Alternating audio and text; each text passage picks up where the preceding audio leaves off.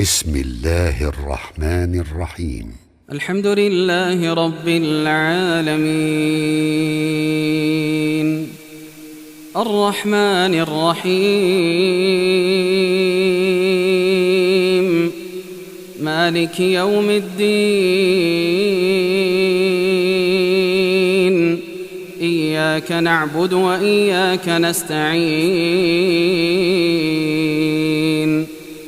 اهدنا الصراط المستقيم صراط الذين السلام عليكم ورحمة الله وبركاته. தமிழ்நாடு தௌஹீத் ஜமாத் தஞ்சை வடக்கு மாவட்டத்தில் மேலங்காவலி கிளை ஒன்று நடத்தும் மக்தப் மதரசா மாணவ மாணவிகள் ஆலிமாக்கள் மற்றும் பொதுமக்களின் இஸ்லாமிய வரலாற்று கண்காட்சி அரங்கம் ஏற்பாடு செய்யப்பட்டிருக்கிறது. இந்நிகழ்ச்சியின் தலைமை உரையாக மாவட்ட மருத்துவர் அணி சகோதரர் கபீர் அஹ்மத் அவர்கள் உங்கள் முன்னால் உரையாற்றுகிறார். அஸ்ஸலாமு அலைக்கும் வரஹ்மத்துல்லாஹி வபரகாத்துஹு. இன்னல் ஹம்துலில்லாஹ், எல்லா புகழும் அல்லாஹ் ஒருவனுக்கே. அவனது சாந்தியும் சமாதானமும் பெருமானார் ஸல்லல்லாஹு அலைஹி வஸல்லம் அவர்கள் மீதும் அன்னவரின் குடும்பத்தார்கள் மீதும் தாபீன்கள் தாபீன்கள் சத்திய சஹாபாக்கள் குறிப்பாக இங்கு வந்திருக்கக்கூடிய அனைவர் மீதும் நின்று நிலவட்டமாக இங்கு பிரார்த்தனை செய்தவனாக அழகிய முன்மாதிரி இப்ராஹிம் அலைஹிஸ்ஸலாம் 10 மாத தொடர் பிரச்சாரத்தை முன்னிட்டு தஞ்சை வடக்கு மாவட்டம் மேலங்காவலி கிளை 1 சார்பாக மக்தப் மதரசா மாணவ மாணவிகள் மற்றும் ஆலிமாக்கள் கிளை பொதுமக்கள் இணைந்து நடத்தும் வரலாற்று இஸ்லாமிய கண்காட்சி நிகழ்ச்சி இப்போது துவங்க உள்ளது. இதன் சிறப்புகளை பற்றி நமது சகோதரர் கிளை தலைவர் ஜாவித் அவர்கள் இப்போது உரை நிகழ்த்துவார். அஸ்ஸலாமு அலைக்கும் வரஹ்மத்துல்லாஹி வபரகாத்துஹு. இன்னல் ஹம்துலில்லாஹ் நஹ்மதுஹு வ நஸ்தஈனுஹு வ நஸ்தக்ஃபிருஹு வ நஊது பில்லாஹி மின் ஷுரூரி அன்ஃபுஸினா வ மின் ஸய்யிஆத்தி அஅமாலினா. இன்னஹு மன் யஹ்திஹில்லாஹு ஃபலா முதில்ல லஹு வ மன் யுதில்லு ஃபலா ஹாதிய லஹு. வ அஷ்ஹது அன் லா இலாஹா இல்லல்லாஹு வஹ்தஹு லா ஷரீக லஹு வ அஷ்ஹது அன்ன முஹம்மதன் அப்துஹு வ ரசூலுஹு அம்மா பஅத். யா அய்யுஹல்லதீன ஆமனூ இத்தகுல்லாஹ ஹக்க துகாத்திஹி வ லா தமூதுன்ன இல்லா வ அன்தும் முஸ்லிமூன். யா அய்யுஹன் நாஸ் இத்தகூ ரப்பக்குமுல்லதீ خلقكم من نفس واحدة وخلق منها زوجها وبث منهما رجالا كثيرا ونساء واتقوا الله الذي تساءلون به والأرحام إن الله كان عليكم رقيبا. يا أيها الذين آمنوا اتقوا الله وقولوا قولا سديدا يصلح لكم أعمالكم ويغفر لكم ذنوبكم ومن يطع الله ورسوله فقد فاز فوزا عظيما.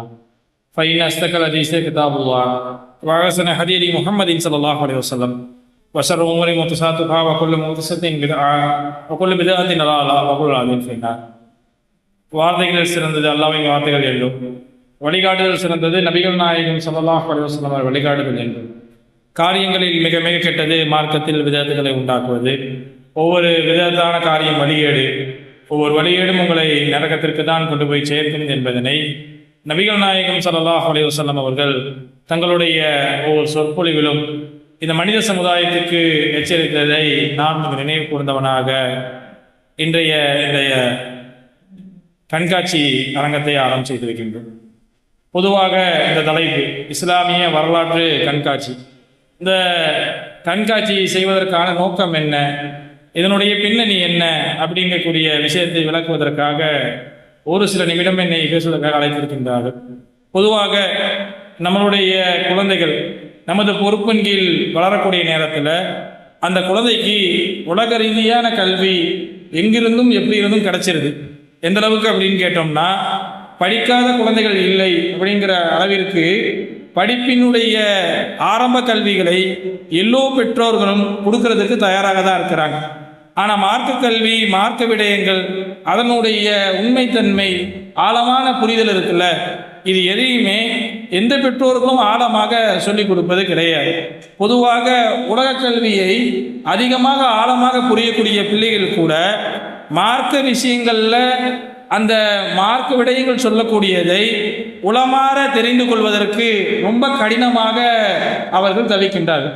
இந்த நிலையெல்லாம் அறிந்து நாம் என்ன பண்ணோம் அப்படின்னு கேட்டோம்னா, இஸ்லாமிய வரலாற்று கண்காட்சிங்கிற ஒரு நிகழ்ச்சியை ஏற்பாடு செய்கிறதன் மூலமாக பெற்றோர்களும் ஒரு ஹதீஸினுடைய ஆழத்தினை புரிந்து கொள்வார்கள், ஒரு குர்ஆன் வசனத்தினுடைய ஆழத்தை புரிந்து கொள்வார்கள்.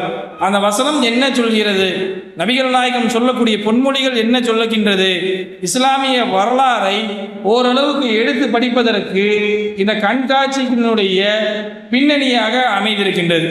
பொதுவாக நிறைய பெற்றோர்கள் எங்களை அனுப்பி சொன்னது என்ன அப்படின்னு கேட்டோம்னா, அதாவது உலக ரீதியாக செய்யக்கூடிய ப்ராஜெக்ட் விஷயத்துக்கு கூட பொருட்கள் டக்குன்னு கிடைச்சிருதுங்க, ஆனால் இது மாதிரியான சம்பவத்துக்கு போயிட்டு தேடக்கூடிய நேரத்தில் நிறைய பொருட்கள் கிடைப்பதில்லை அப்படின்னாங்க. இது நம்ம ஆரம்பித்து வைத்திருக்கின்றோம்.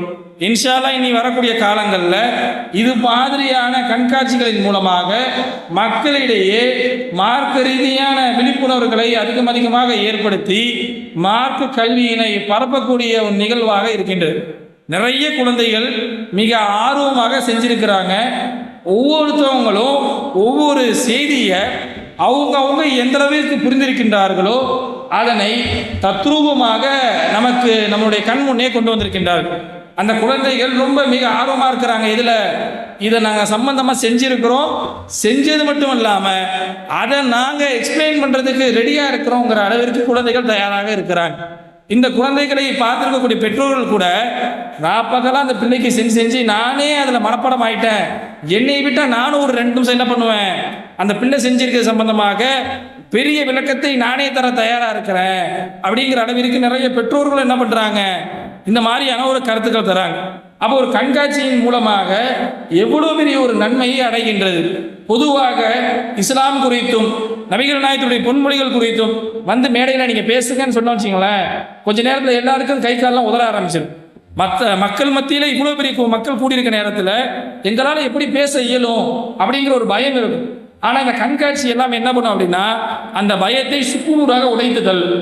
நம்ம சொல்கிறது சத்தியம், நம்ம சொல்கிறது அசத்தியம் அல்ல அப்படிங்கிறப்ப அதை மக்கள் மத்தியில் எடுத்து சொல்லணும் அப்படிங்கிறதும், மக்கள் அதுலேருந்து விளங்கக்கூடிய விளக்கங்கள் நமக்கு ரொம்ப ஒரு மனசுக்கு நிம்மதியை கொடுக்கும். நம்ம சொல்கிறத மக்கள் புரிஞ்சுக்கிறாங்களே, அப்போ நமக்கு கூட சொல்வதற்கான திறன்மை இருக்குது போலவே, அந்த திறமையை நம்ம இன்னும் வளர்த்துக்கணும் அப்படிங்கிற ஆர்வம் அதிகமாக வரும். இன்னும் சொல்ல வேண்டும் என்றால், பல செய்திகளை நம்ம படிச்சிருப்போம், அந்த செய்தியை நம்ம ஏதோ ஒரு கோணத்தில் விளங்கியிருப்போம். ஆனால் இங்கே தத்ரூபமாக பார்க்கக்கூடிய நேரத்தில் அந்த செய்தி இதைதான் சொல்ல வருகிறதா அப்படிங்கிறத மிக எளிமையாக புரிந்து கொள்ளக்கூடிய வகையில் இந்த கண்காட்சியினுடைய ஏற்பாடுகள் செய்யப்பட்டிருக்கின்றது. இந்த கண்காட்சியானது சரியாக இப்போ 4:30 மணியிலேருந்து தொடங்கி மக்ரிபினுடைய வக்து தொழுகை முடிந்த வரைக்கும் நடைபெறும். இன்ஷா அல்லாஹ் இந்த கண்காட்சியினுடைய நிறைவாக நமது ஜமாத்தினுடைய மாநில செயலாளர் சகோதரர் யூசுப் அவங்க என்ன பண்ணுவாங்க அப்படின்னா, இல்லம்தோறும் இப்ராஹிம் நபி என்ற தலைப்பின் கீழே உங்களுக்கு முன்ன உரை நிகழ்த்துவாங்க. அது வரைக்கும் மாணவர்கள்ட்ட அவங்க செஞ்சிருக்கக்கூடிய கண்காட்சி சம்பந்தமான விளக்கங்களை கேட்டு அறிந்து கொள்ளுங்கள். ஏனென்றால் மாணவர்கள் அதை எதிர்பார்க்குறாங்க. நம்ம இங்கே வந்துட்டோம், பிள்ளைங்களை விட்டுட்டோம், நம்ம பிள்ளை செஞ்சது நமக்கு தெரியும், மற்ற பிள்ளை செஞ்சது நமக்கு தெரியாதுல்ல. அந்த பிள்ளைங்கள்ட்ட போயிட்டு கேட்டு அந்த பிள்ளைங்களுடைய ஆர்வத்தை வளர்க்கக்கூடிய விதமாக அந்த பிள்ளைகள் டவுட்டு கேட்டு அவர்களும் அதிகமாக மார்க்க கல்வியில் உயரக்கூடிய நிலையிலையும் நம்மளும் நம்மளுடைய அறிவை வளர்த்துக் கொள்ளக்கூடியவர்களாக நாம் மாற வேண்டும் என்று கூறி இந்த உரையினை நிறைவு செய்கின்றேன். வாழ்க அல்ஹம்துலில்லாஹி ரப்பில் ஆலமீன். அஸ்ஸலாமு அலைக்கும் வரஹ்மத்துல்லாஹி.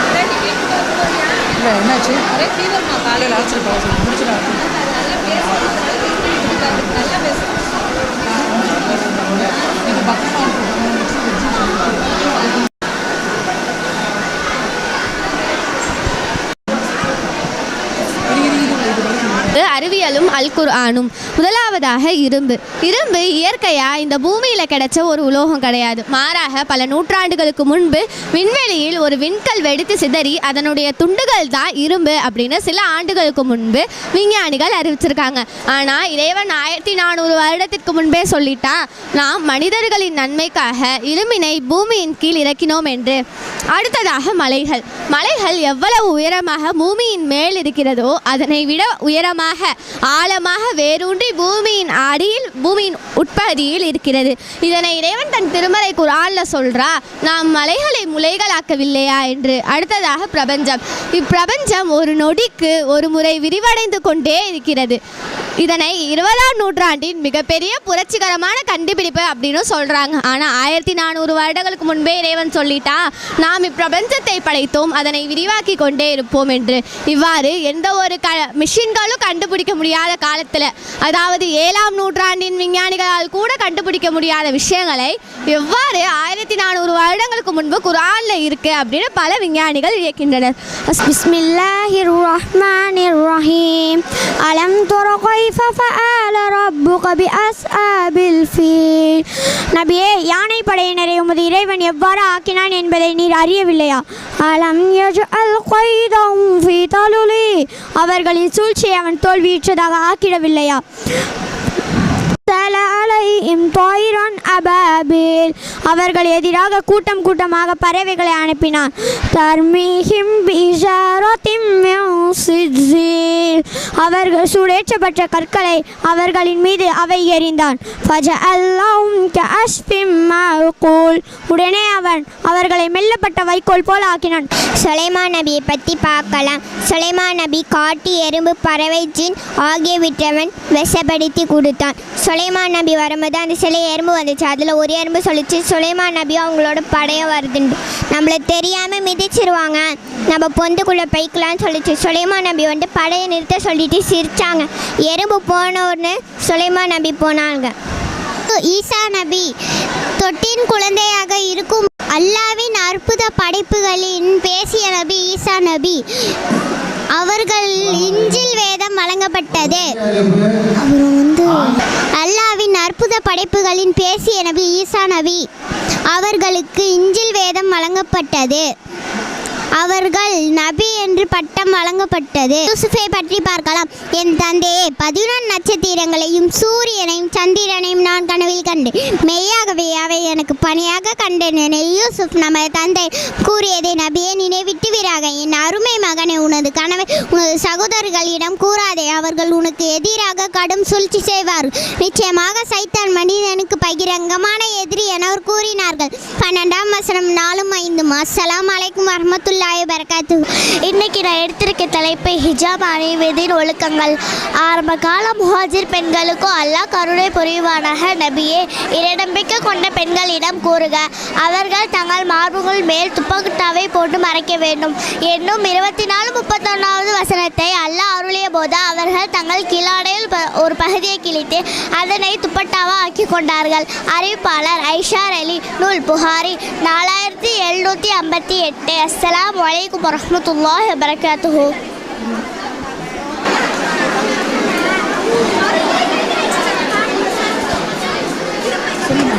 அஸ்ஸலாமு அலைக்கும் வரஹ்மத்துல்லாஹி வபரகாத்துஹு. இது என்னென்னா, மலக்குமார்களுடைய பணியும் அப்புறம் மலக்குமார்களுடைய ஒரு முஸ்லீமான அடியானும் நம்பிக்கை கொள்ள வேண்டிய விஷயங்கள் 6 இருக்குது. என்னென்னா, அல்லாஹ்வை நம்புதல், மலக்குமார்களை நம்புதல், வேதங்களை நம்புதல், தூதர்களை நம்புதல், மறுமை நாளை நம்புதல், விதியை நம்புதல். இதில் இந்த அகில உலகத்தையும் அல்லாஹ் தான் படைத்தான் அப்படிங்கிறத நம்பணும். அடுத்து மலக்குமார்களை நம்புதல். மலக்குமார்களுடைய தலைவன் யாருன்னா ஜிப்ரீல் அலைஹிஸ்ஸலாம். அல்லாஹ் அவங்களுடைய பணி என்னென்னா, ரசூல்லா ஹீரா குகையில் இருக்கிறப்போ அவங்களுக்கு ரசூல்லாக்கு ஜிப்ரீல் அலைஹிஸ்ஸலாம் மூலமாக அல்லாஹ் வஹியை கொடுத்தான். அதுக்கடுத்து மீகால் அலைஹிஸ்ஸலாம். அவங்களுடைய பணி என்னென்னா, புல்பூண்டுகளை விளைவிக்கிறது, அப்புறம் மழை பொழிகிறது. அதுக்கடுத்து இஸ்ராஃபீல் அலைஹிஸ்ஸலாம். இவங்களுடைய பணி என்னென்னா, சூர் ஊதுறது. அதுக்கடுத்து கருவறையில் விதி எழுதுறது. ஒரு குழந்தை 5 மாத குழந்தையா 5 மாத கருவாக இருக்கிறப்போ அந்த குழந்தை ஆணா பெண்ணா அப்படின்னு சொல்லி விதியை எழுதுறது.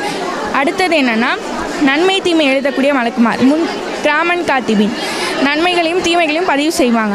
அதுக்கடுத்து மாலிக் அலைஹிஸ்ஸலாம். இவங்களுடைய பணி என்னென்னா, இவங்க தான் நரகத்தோடைய காவலாளி. அதுக்கடுத்து அரசு சுமக்கிற வானவர்கள் மொத்தம் 8 பேர். அடுத்து மலக்குல் மௌத். ஒவ்வொரு அடியானும் மரணிக்கிறப்போ ஒவ்வொருவருக்கும் ஒவ்வொரு மலக்குமாரை அல்லாஹ் நியமிச்சிருப்பான். அவங்க தான் மலக்குல் மௌத். அதுக்கடுத்து ஒவ்வொரு அடியானும் மரணித்த பிறகு அவங்கள கபூரில் கேள்வி கேட்கக்கூடிய மலக்குமார்கள் தான் முன்கர் நக்கீர்.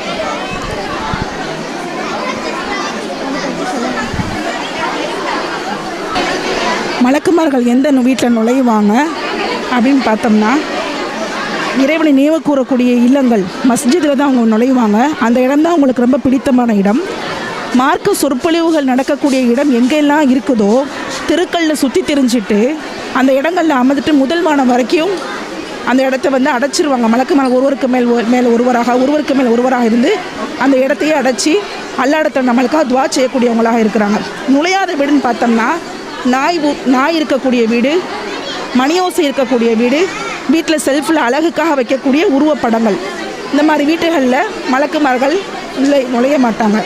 மலக்குமார்களுக்கு வந்து ஆற்றல் எதுவுமே கிடையாது. கணவர் மனைவி தாய் தந்தை எதுவுமே அவங்களுக்கு கிடையாது. அவங்க வந்து அல்லாஹுடைய அடியார்கள். அல்லாஹ் என்ன சொல்கிறானோ அதுக்கு மாறு செய்யாமல் உடனே அவங்க அடிப்பணிச்சு நடப்பது தான் அவங்களுடைய கடமை. அஸ்ஸலாமு அலைக்கும் வரஹ்மத்துல்லாஹி வபரகாத்து. இந்த உள்ளம் ஏன் கருமையாக இருக்குது? இந்த உள்ளம் ஏன் கருமையாக இருக்குதுன்னா, இந்த துனியாவினுடைய இந்த உலகத்தினுடைய மனோ இச்சைகளை ஒரு மனிதன் பின்பற்றி வாழ்கிறான். அல்லாஹ் தஆலா உலகத்தை துனியாவில் மனிதனை படைத்து நஃப்ஸுங்கக்கூடிய ஒரு ஆத்மாவையும் அல்லாஹ் மனிதருக்கு தந்திருக்கிறான். அந்த ஆத்மாவில் இந்த முதல் ஆத்மா தான் கருமையடைந்த ஆத்மா, நஃப்ஸுல் அம்மாரா. இந்த ஆத்மா தவறுகளை அதிகம் செய்யக்கூடிய நஃப்ஸு. நம்ம தவறுகள் செய்கிறோமோ கூடிய எண்ணமே வராது. பள்ளிவாசல் பக்கம் கூட போக மாட்டாங்க. அந்த மாதிரி கெட்ட தீங்கான காரியங்களை செய்யக்கூடியவர்கள் நஃப்ஸுல் அம்மாராங்கக்கூடிய இதை செய்யக்கூடியவங்க. இதில் இருந்து யார் மீண்டு வருவாங்கன்னா, ஒரு ஆலிமின் பயானின் மூலமாக, ஒரு பெற்றோரின் தூண்டுதலின் மூலமாக, நல்ல நண்பனின் தூண்டுதல் மூலமாக யார் வெளியில் வராங்களோ அவங்க தஸ்கியத் பெறுறாங்க, தூய்மை அடைகிறாங்க. அவங்களுடைய உள்ளம் தூய்மையடைது. கத் அஃப்லஹ மன் ஸக்காஹா வ கத் ஹாப மன் தஸ்ஸாஹா. அவங்க யார் அதுலேருந்து தூய்மை பெறலையோ அவங்க நஷ்டமடைஞ்சிடுறாங்க. அடுத்ததான் நஃப்ஸுல் லவ்வாமா. இந்த நஃப்ஸ் எப்படின்னு சொல்லி சொன்னால், தீங்குகள் செஞ்சாலும், பாட்டு படித்தாலும், ஒரு டிவி பார்த்தாலும், ஒருத்தவங்க கிட்ட கோவப்பட்டாலும், நம்ம ஏன் அப்படி செஞ்சோம், நம்ம அப்படி செஞ்சுருக்க கூடாது அப்படின்னு சொல்லி இந்த நஃப்ஸ் நம்மளை சொல்லும். நம்ம அந்த பயத்தை அல்லாவுக்கு அஞ்சி நம்ம அழுவக்கூடியவங்களாக இருப்போம். தொழுவோம், அல்லாஹ்விடத்தில் பாவ மன்னிப்பு கேட்போம். நம்ம ஏன் ஷாப்பிங் போகும்போது அந்த தொழுகையை மறந்தோம், நம்ம ஏன் வீண் விரயம் செய்தோம் அப்படின்னு சொல்லிட்டு இந்த நஃப்ஸ் நம்ம தப்பு செய்யக்கூடியதை நீ தப்பு செஞ்சுட்டாங்கிறத உணர்த்தக்கூடிய இந்த நஃப்ஸ் தான் நஃப்ஸுல் லவ்வாமா, இரண்டாவது நஃப்ஸு. இந்த மூணாவது நஃப்ஸ் என்னன்னு சொல்லி சொன்னோம்னா, இதையும் தாண்டி பெஸ்ட்டாக உள்ளது நஃப்ஸுல் முத்துமையின்னா. அல்லாஹ் குர்ஆனில் சொல்லி காட்டுறான், யா அய்யத்துஹன் நஃப்ஸுல் முத்துமையின்னா இர்ஜஇ இலா ரப்பிகி ராலியத்த மர்தியா. இந்த நஃப்ஸ அல்லாஹ் தஆலா அமைதியுற்ற உயிரே, திருப்தியோடும் இறைவனால் திருப்தி கொள்ளப்பட்டும் உனது இறைவனிடம் செல்வாயாக. அழகிய ஒரு மௌத்தாக உயிரை கைப்பற்றும் போது அவங்கள அழைச்சி கூப்பிடுறாங்க. ஏன் அப்படின்னா, இந்த இதே மாதிரியே முத்துக்களால் அலங்கரிக்கப்பட்டவங்களாக, அவங்களுடைய உள்ளம் வெண்மையானவர்களாக இந்த முத்துமையினால் இருக்கக்கூடியவங்க இருப்பாங்க. எந்த கெட்ட எண்ணமும் அவங்க நினைக்க மாட்டாங்க. எல்லா மக்களும் உறங்கி கொண்டிருக்கக்கூடிய நேரத்தில் படைத்த இறைவனை வணங்குவதற்காக எந்திரிச்சு நின்று தொழுவாங்க. குர்ஆனை ஓதக்கூடியவங்களாக இருப்பாங்க. யார் என்ன பேசினாலும் சபுரை கைப்பிடிப்பாங்க. புன்முறுவலோடு இருப்பாங்க. ஹசத் இருக்காது, பொறாமை இருக்காது. இந்த மாதிரி நற்குணம் உடையவங்க தான் இந்த முத்துமையினாங்கக்கூடிய நஃப்ஸில் உடையவங்க. ஆக இந்த மூன்று நஃப்ஸிலையும் நம்ம எந்த நஃப்ஸாக நம்ம இருக்கணுங்கிறது நம்ம கையில் தான் இருக்குது. நபி ஸல்லல்லாஹு அலைஹி வஸல்லம் அவங்க சொல்லி காட்டினாங்க, இந்த உலகம் மூமின்களுக்கு சிறைச்சாலை, காஃபிருக்கு சொர்க்கச்சோலை. இதுதான் அது. காஃபிர் சொர்க்கச்சோலையை அந்த துனியாவில் ஆண்டு வாரான். ஒரு மூமின் எல்லாத்தையும் பொறுத்து சிறைச்சாலையாக வாழ்ந்துட்டு வாரான். நாளைக்கு அவன் நிரந்தரமாக சொர்க்கத்தை அனுபவிக்கக்கூடியவனாக இருப்பான், இவன் நரகத்தை அனுபவிக்கக்கூடியவனாக இருப்பான். இதிலிருந்து மீண்டு வரக்கூடிய மக்களாக ஒரு நஃப்ஸாக மாறணும். நாமும் இந்த வெண்மையான நஃப்ஸுக்கு வர முயற்சி செய்யக்கூடிய மக்களாகவும் இருக்கணும் இன்ஷா அல்லாஹ். அஸ்ஸலாமு அலைக்கும் வரஹ்மத்துல்லாஹி வபரகாத்துஹ். நமக்கு இறைவனால் பொறுப்பாக கொடுக்கப்பட்ட அந்த குழந்தை நம்ம எப்படி வளர்க்கணும்னு சொல்லிட்டு அடுத்து ஒரு குழந்தைய நம்ம வந்து பள்ளிவாசலோட தொடர்புள்ள குழந்தையாக வளர்க்கணும். சில நாளுக்கு மறுமையில் அல்லோட 7 பேரில் பள்ளிவாசல் தொடர்புள்ள பிள்ளைங்க இருக்கும். ரெண்டாவது ஓத வைக்கிது. ஒரு பிள்ளைங்க நம்ம ஓத வைக்கிறது ஒரு தயாரிட கடமை. அந்த பிள்ளை ஓதுனுச்சுன்னா நாளைக்கு அந்த குர்ஆன் மறுமையில் அந்த பிள்ளைக்கு வந்து சாட்சி சொல்லலாம், என்ன இவன் ஓது நான் சொல்லிட்டு சொல்லலாம் அல்லாட்ட. அதே அந்த குர்ஆன் ஓதுனக்காக அந்த பிள்ளைக்கு நாளைக்கு கிரீடம் வழங்கப்படும். அதாவது தொழுகை நம்ம கஃப்ரில் 3ஆவதாக நம்ம முறை கேட்குற கேள்வி நம்ம தொழுகையை பற்றி தொழுதியான்னு சொல்லிட்டு, அதனால் பிள்ளையை நம்ம தொழுகிற பிள்ளையாக கரெக்டான வளர்க்கணும். அப்புறம் துவாவும் ஒரு வணக்க துவாவும் நம்மளுக்கு ஒரு வணக்க வழிபாடு தான். துவா நம்ம கரெக்டாக பிள்ளைங்க செய்யணும். அப்படியே இதான் தாய் அந்த தாயினாலையும் கற்றுக் கொடுக்கணும். அப்புறம் மெயின் பிள்ளை வந்து நம்ம மூத்தா பொந்து பிறக்கும் நம்மளுக்கு நம்ம பிள்ளை நமக்கு தொழில் வைக்கிறத ரொம்ப சிறந்தது. அப்புறம் அப்பேற்பட்ட குழந்தைய நம்ம இன்ஷால்லா வளர்க்கணும். நம்ம இறந்த பின் நம்ம கூட 3 நன்மைகள் சேரும். 1 நிலையான தர்மம், 2 பயனுறு தரும் கல்வி, 3வது சாலிகான குழந்தையின் துவா. அப்படியேப்பட்ட குழந்தைய நம்ம இன்ஷால்லா வளர்க்கணும். ஏன்னா நம்ம வந்து பொறுப்பாளி, நம்ம அந்த பொறுப்பில் கரெக்டாக இருக்கணும். அப்புறம் வந்து இது குழந்தையை தீமுறை வளர்ப்பு. நான் எல்லா தாயும் குறை சொல்கிறதுக்காண்டி இதை நான் எடுக்கலை. இந்த மெயின் காரணம் வந்து அம்மா சில பிள்ளைங்க என்ன செய்கிறாங்க, என்ன தாயும் பிள்ளை குடிக்க சொல்ல மாட்டாங்க, சீர் செய்ய மாட்டாங்க. அதாவது நான் பொதுவாக எல்லா தாயும் சொல்ல, நல்ல தாயும் இருக்காங்க. அதில் கெட்ட வழியில் அம்மா போய் காசு கொடுத்து கெட்டு போன்னு சொல்கிறது கிடையாது. செல்ல தாய் என்ன பண்ணுறாங்க, பிள்ளை காசு கேட்டாங்கன்னா காசை கொடுத்துட்றாங்க. அதுக்கு பிள்ளை என்ன பண்ண தேட்டருக்கு போகுது. செல்லை வச்சு நிறைய நன்மையான காரியம் இருக்குது, ஆனால் தீமைய காரியம் தான் பிள்ளைங்க செய்யுது. அதை வந்து அம்மா கண்டும் காணாமல் விட்டது தான் ஒரு காரணம். அது மாதிரி ஃப்ரெண்ட்ஷிப் வச்சுக்க, நல்ல ஃப்ரெண்ட்ஷிப்பாக வச்சுக்கணும். நல்ல ஃப்ரெண்ட்ஷிப்புக்கு உதாரணம் கஸ்தூரி போல் உள்ளது. அந்த கஸ்தூரி நம்ம வாங்க விட்டாலும் அந்த பக்கத்தில் நின்று அந்த வாடையை நம்ம சுமந்துக்கலாம். ஆனால் அதே கெட்ட நண்பன் வந்து கொள்ளையின் பட்ட நெருப்பு மாதிரி, அது அவனையும் அழிச்சிடும், பக்கத்தில் இருக்க நம்மளையும் அழிச்சிடும். நம்மளுக்கு அது ஒரு வாடையை கெட்ட வாசமாக அழிச்சிடும். நம்ம அந்த கெட்ட நண்பன் நம்ம சேரக்கூடாது. இந்த மாதிரி போது எனக்கு டிவிலேயே கிரிக்கெட்டை பார்த்துக்கிட்டு தொழுவு போகாமல் கொள்ளவாமா உட்காந்து டிவிலேயே நேரத்தை வீணாக்குவது. அதாவது ஒரு நல்ல தாய் என்ன செய்யணும், பிள்ளை கெட்டு போணுச்சுன்னா அந்த தாய் என்ன பண்ண, அந்த பிள்ளையை சிறையில் அடைச்சி திருத்தத்துக்கு கூட நம்ம வந்து தயங்கக்கூடாது. அது அப்படின்னு நம்ம இடத்த கண்டிப்பாக காமிக்கணும். நம்ம ஒருவரும் பொறுப்பாளியே, நம்ம மறுமையில் நம்ம பொறுப்பு பற்றி விசாரிக்கப்படும். சில வரக்கூடிய காலங்கத்தில் நாமும் நன்மையை செய்து நம் மக்களையும் பிள்ளைகளையும் நன்மை செய்யுமாறு ஏவி இருளுக்கும் வெற்றி பெறுமாக அல்லாஹ் உங்களும் என்னையும் ஆக்கி ஹெல்ப் பண்ணுவாங்க. அஸ்ஸலாமு அலைக்கும் ரஹ்மத்துல்லாஹி பரகாத்துஹு. அஸ்ஸலாமு அலைக்கும் ரஹ்மத்துல்லாஹி பரகாத்துஹு. நம்ம பொதுவாக ஒரு வீட்டுக்குள்ளே போகிறோம்னு சொன்னால் அவங்கள்ட்ட நம்ம சலாம் கூறிட்டு அவங்க சலாம் நம்மளுக்கு பதில் அளித்தா தான் நம்ம வீட்டுக்குள்ளே நுழையணும். அப்படி அவங்க பதில் வரலை அப்படின்னு சொன்னால் நம்ம திரும்பி போடுறது ரொம்ப சிறந்தது. நபியும் அதான் நம்மளுக்கு கற்று தந்திருக்காங்க. அதுபோல் நம்ம வந்து 3 நேரங்கள் வந்து யார் வீட்டுக்கும் அனுமதி இல்லாமல் நம்ம போகக்கூடாது. அது எப்படின்னு சொன்னால் காலையில் ஃபஜருக்கு பிறகு, லொஹருக்கு பிறகு, இஷாக்கு பிறகு, அந்த 3 நேரங்கள்லேயும் அவங்க வந்து சாப்பிட்டுட்டு ஃபஜர் தொழுதுட்டு ரெஸ்ட் எடுக்கக்கூடிய நேரம். அந்த 3 நேரத்துலேயும் நம்ம ஒரு வீட்டுக்கு போகிறத தவிர்த்துக்கிறது நல்லது. நம்ம இல்லை ஒரு அத்தியாவசியம் இல்லை ஒரு அர்ஜென்ட்டுக்காக போகிறதுனால ஒன்றும் தப்பு இல்லை. அவங்க அனுமதியோட நம்ம உள்ளே போகலாம். அதுபோல் நம்ம ஒரு வீட்டுக்குள்ளே இருக்கிறோன்னு சொன்னால் நம்ம தாய் தாப்பன் ஒரு ரூமில் இருக்கும்போது, பிள்ளைகள் வீட்டில் இருக்கும்போது நம்மள்ட்ட பர்மிஷன் கேட்டு டோர் தட்டிட்டு தான் உள்ளே வரணும். அதுமாதிரி பிள்ளைங்கள் ரூமுக்கு நம்ம தாய் தாப்பன் போனாலும் அவங்களுடைய டோரை தட்டிட்டு பர்மிஷன் கேட்டு தான் நம்ம உள்ளே போகணும். அதுதான் சிறந்தது. அதுதான் நம்மளுக்கு நபி ஸல்லல்லாஹு அலைஹி வஸல்லம் கற்று தந்திருக்காங்க. குரான்லேயும் திருக்குறானில் வந்து அல்குரானில் அன்னூர் ஒளிங்கிற அத்தியாயத்தில் 24வது அத்தியாயத்தில் 58லேயும் 59லேயும் எல்லாம் நம்மளுக்கு புதுப்பிச்சிருக்கிறாங்க. அதை நம்ம படித்தோம்னால நம்மளுக்கு அதனுடைய கல்வி ஞானம் நம்மளுக்கு அதிகமாக கிடைக்கும். அஸ்ஸலாமு அலைக்கும் வரஹ்மத்துல்லாஹி பரகாத்துஹு. நான் எடுத்துக்கொண்ட தலைப்பு வந்து நபிகளாரின் எச்சரிக்கை. இந்த தலைப்பு நான் ஏன் எடுத்தேன் அப்படின்னா, ரசூல்லா வந்து மிம்பர் படி ஏறக்குள்ளேயே 3 தடவை வந்து ஆமீன் சொல்கிறாங்க. எதுக்காக அப்படின்னு மக்கள் கூடி இருந்து மக்கள் கேட்குறாங்க, எதுக்காக ஆமீன் சொல்கிறீங்க ரசூல்லா? இது வரைக்கும் நீங்கள் மிம்பர் படி ஏறக்குள்ள இது வரைக்கும் ஆமீன் சொன்னதில்லையே, புதுசாக ஒரு விஷயம் செய்கிறீங்களே, எதுக்குன்னு கேட்குறாங்க. அதுக்கு ரசூல்லா சொல்கிறாங்க, மலக்குமார் ஜிப்ரீல் அலைஹிஸ்ஸலாம் என்கிட்ட வந்து 3 விஷயத்த சொன்னாங்க. அந்த 3 விஷயத்த அவங்க சொன்னதுக்காக நான் ஆமீன் சொன்னேன் அப்படின்னு சொல்கிறாங்க. அதை எங்களுக்கும் சொல்லுங்கள் ரசூல்லா அப்படின்னு சொல்லிட்டு மக்கள் கேட்குறாங்க. அதில் முதல் விஷயமா ரசூல்லா சொல்கிறாங்க, நம்முடைய பெற்றோர் வயது முதிர்ந்த பெற்றோர் வந்து பெற்றோராக இருக்கிற நிலமையில் அவங்கள வந்து நம்ம பொருளாதார ரீதியாகவும் உடல் ரீதியாகவும் அவங்களுக்கு எந்த ஒரு ஊதியமும் நம்ம செய்யாமல் இருக்கிறவங்களுக்கு மலக்குமார்கள் சொல்கிறாங்க மூக்கு மண்ணை கவட்டும் அப்படின்னு சொல்கிறாங்க. அதுக்கு 2வது விஷயமா, யார் ரமலான் மாதத்தை அடைந்து அவங்க வந்து அவங்களோட பாவங்கள் மன்னிக்கப்படாமல் இருக்கோ அவங்களோட மூக்க மண்ணை கவட்டும் அப்படின்னு ஜிப்ரீல் அலைஹிஸ்ஸலாம் சொன்னதாக ரசூலா அலைஹிஸ்ஸலாம் நபி ஸல்லல்லாஹு அலைஹி வஸல்லம் அவர்கள் சொல்கிறாங்க. அதுக்கு ரசூலா நான் இந்த ஒரு விஷயத்துக்கு ஆமீன் சொன்னேன் அப்படின்னு சொல்கிறாங்க. அப்புறம் 3வது விஷயமா, யார் என்னுடைய பேர் சொல்லப்பட்டு அங்கே என் மீது சலவாத் சொல்லாமல் இருக்காங்களோ அவங்களோட மூக்கு மண்ணை கவட்டும் அப்படின்னு சொல்லிட்டு ஜிப்ரீல் அலைஹிஸ்ஸலாம் சொன்னாங்க, அதுக்கு நான் ஆமீன் சொன்னேன் அப்படின்னு சொல்கிறாங்க. இது ஆதாரபூர்வமான ஹதீஸ். அறிவிப்பர் வந்து அபூ ஹுரைரா ரலியல்லாஹு அன்ஹு. அவங்க நூல் வந்து இப்னு ஹிப்பான் நம்பர் 907 பதியப்பட்டிருக்கு. அஸ்ஸலாமு அலைக்கும் ரஹ்மத்துல்லாஹி வபரகாத்துஹு. என்னுடைய தலைப்பு வந்து மறுமையின் அங்கம். அதில் ஒன்று தான் சிராத் என்னும் பாலமும் கந்தரா பாலமும் நான் வந்து செஞ்சுருக்கேன். இதில் வந்து மறுமையின் அங்கம் அப்படின்னு பார்த்தோன்னா, முதல்ல வந்து சூரியன் ஊதப்படும்.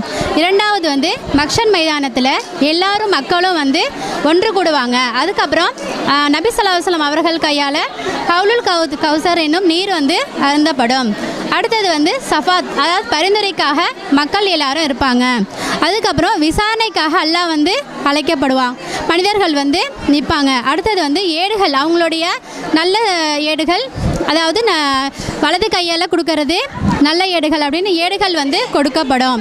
அதுக்கப்புறம் மீசான் தராசே, நன்மை தீமை வந்து அவங்க செய்த நன்மையை தீமையும் மீசான் தராசுங்கிறதுல அல்லாஹ் வந்து எடை வந்து பார்ப்போம். அதுக்கப்புறம் மனிதர்கள் வந்து 3 அந்த குழுக்களாக பிரிக்கப்படுவாங்க. அதுக்கு அடுத்தபடி தான் அஸ்ராத் என்னும் பாலம்.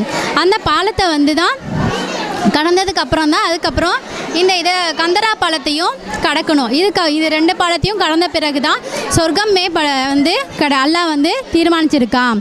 இதுக்கப்புறம் என்னென்னா, அந்த அஸ்ராத் என்னும் பாலம் அதை வந்து அல்லாஹ் என்ன சொல்லியிருக்கான்னா, இந்த பாலம் வந்து 2 மலைகளுக்கு இடையே பாலம் வந்து கொண்டு வரப்படும். அப்போ கொண்டு வரப்பட்டு இந்த பாலம் வந்து எப்படி இருக்கும்னா, அதோட தன்மை வந்து அது வழுக்கக்கூடியது, இன்னும் சறுக்கக்கூடியதாக இருக்குது. இன்னும் வந்து நஜீத் வந்து வாழ்கிற மக்கள் இடத்துல அது வந்து அந்த முட்கள் வந்து இருக்கும். அந்த முட்களையும் வந்து இந்த பாலத்தில் வந்து போடப்பட்டிருக்கும். இதில் வந்து மனிதர்கள் வந்து வரிசையாக வந்து கடப்பாங்க. இதில் முதல் மனிதர் வந்து யாருன்னா, இந்த பாலத்தை கடக்கக்கூடிய முதல் மனிதர் முஹம்மது நபி ஸல்லல்லாஹு அலைஹி வஸல்லம் அவர்கள் ஆவார்கள். அதுக்கப்புறம் இந்த பாலத்தை கடந்ததுக்கப்புறம் கந்தரா பாலம் அப்படிங்கிற பாலம் இருக்குது. இப்போ மனிதர்கள் இப்போ சாதாரணமாக இப்போ மக்கள்கிட்ட கேட்டோன்னா, இது சிராத் பாலம் மட்டும்தான், இந்த சிராத் பாலத்தை கடந்துச்சுன்னா நம்மளுக்கு சொர்க்கம் அப்படின்னு அல்லாஹ் வந்து சொல்லியிருக்கான் அப்படின்னு சில மக்கள்லாம் சொல்லுவாங்க.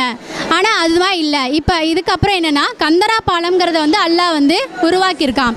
அப்போ அதை வந்து எதுக்காகனா, இந்த பாலம் எதுக்காகனா, இந்த வந்து அநீதி யார் மனிதர்களுக்கு இந்த உலகத்தில் மனிதர்களுக்கு இடையே யார் அநீதி செஞ்சுருக்காங்களோ அவங்களுடைய நன்மைகளை அநீதி செஞ்ச மக்களுக்கு கொடுத்துட்டு அந்த மக்களை என்ன செய்வான்னா, இந்த பாலத்தை கடக்க முடியாமல் நரகத்துக்கு வந்து போக சொல்லிடுவான். நன்மை செஞ்சவங்களுக்கு தான் சொர்க்கம் வந்து போடப்படும். இன்னும் இந்த பாலம் சிராத் என்னும் பாலத்தை வந்து எப்படி வேகம் கடக்கக்கூடியதுன்னா, சில பேர் வந்து ஒரு அல்லாஹ் வந்து ஒரு ஒளியை ஏற்படுத்திடுவான். ஒரு இருளை ஏற்படுத்திட்டு அதுக்கப்புறம் அந்த ஒளி வந்து எப்படி இருக்கும்னா, அவங்களுக்கு அவங்கவுங்க அமல்களுக்கு ஏற்ப அந்த ஒளி வந்து ஒலிக்கப்படும். ஒன்று வந்து மலை அளவுக்கு இருக்கும், ரெண்டாவது ஒட்டக வெளிச்சத்தோடு இருப்பாங்க அப்படின்னு இருக்கும். இன்னும் வந்து அதோட வேகத்தை பார்த்திங்கன்னா, அந்த மலையை இந்த பாலத்தோடைய வேகம் பார்த்திங்கன்னா எப்படி இருக்கும்னா, ஃபஸ்ட்டு கண் சிமிட்டும் அளவு கூட சில மனிதர்கள் வந்து கடக்கக்கூடியதாக இருப்பாங்க. ரெண்டாவது வந்து மின்னல் வேகத்தில் கடக்கக்கூடியவராக இருப்பாங்க. மூணாவது காற்று வேகத்தில் கடக்கக்கூடியதாக இருப்பாங்க.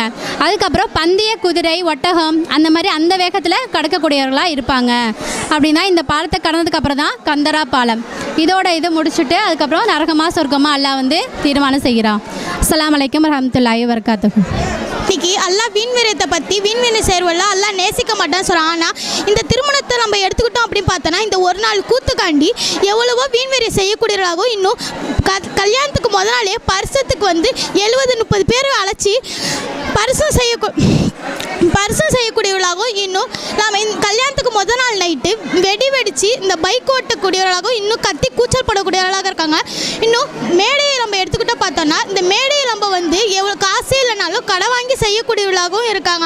ஆனால் அல்லாஹ் திருமறை குர்ஆன் சொல்கிறான், வீண்விரயம் செய்கிறவங்க சைத்தானிய சகோதரன்னு சொல்கிறான். அல்லாஹ் திருமறையில் சொல்கிறான், வாத்துன் நிசா சதுகாத்தி உன்ன, பெண்களுக்கு தமது மனக்கொடைகளை கொடுத்து விடுங்கள் அப்படின்னு சொல்லிட்டு சொல்கிறான். அதற்கு மாறு செய்கிற மாதிரி பெண்களுக்கு தம் மனக்கொடைகளை வந்து கொடுக்குறாங்களான்னு பார்த்தா இல்லை, ஆண்கள் தான் வந்துட்டு வாங்கக்கூடியவங்களாக இருக்காங்க. என்னடி வரும் சீர் ஜாமான்களை வாங்கக்கூடியவங்களாக இருக்காங்க. மனஹதசஃபி அம்ரினா ஹாதாம் அலைசஃபிஹி ரத்தூன்.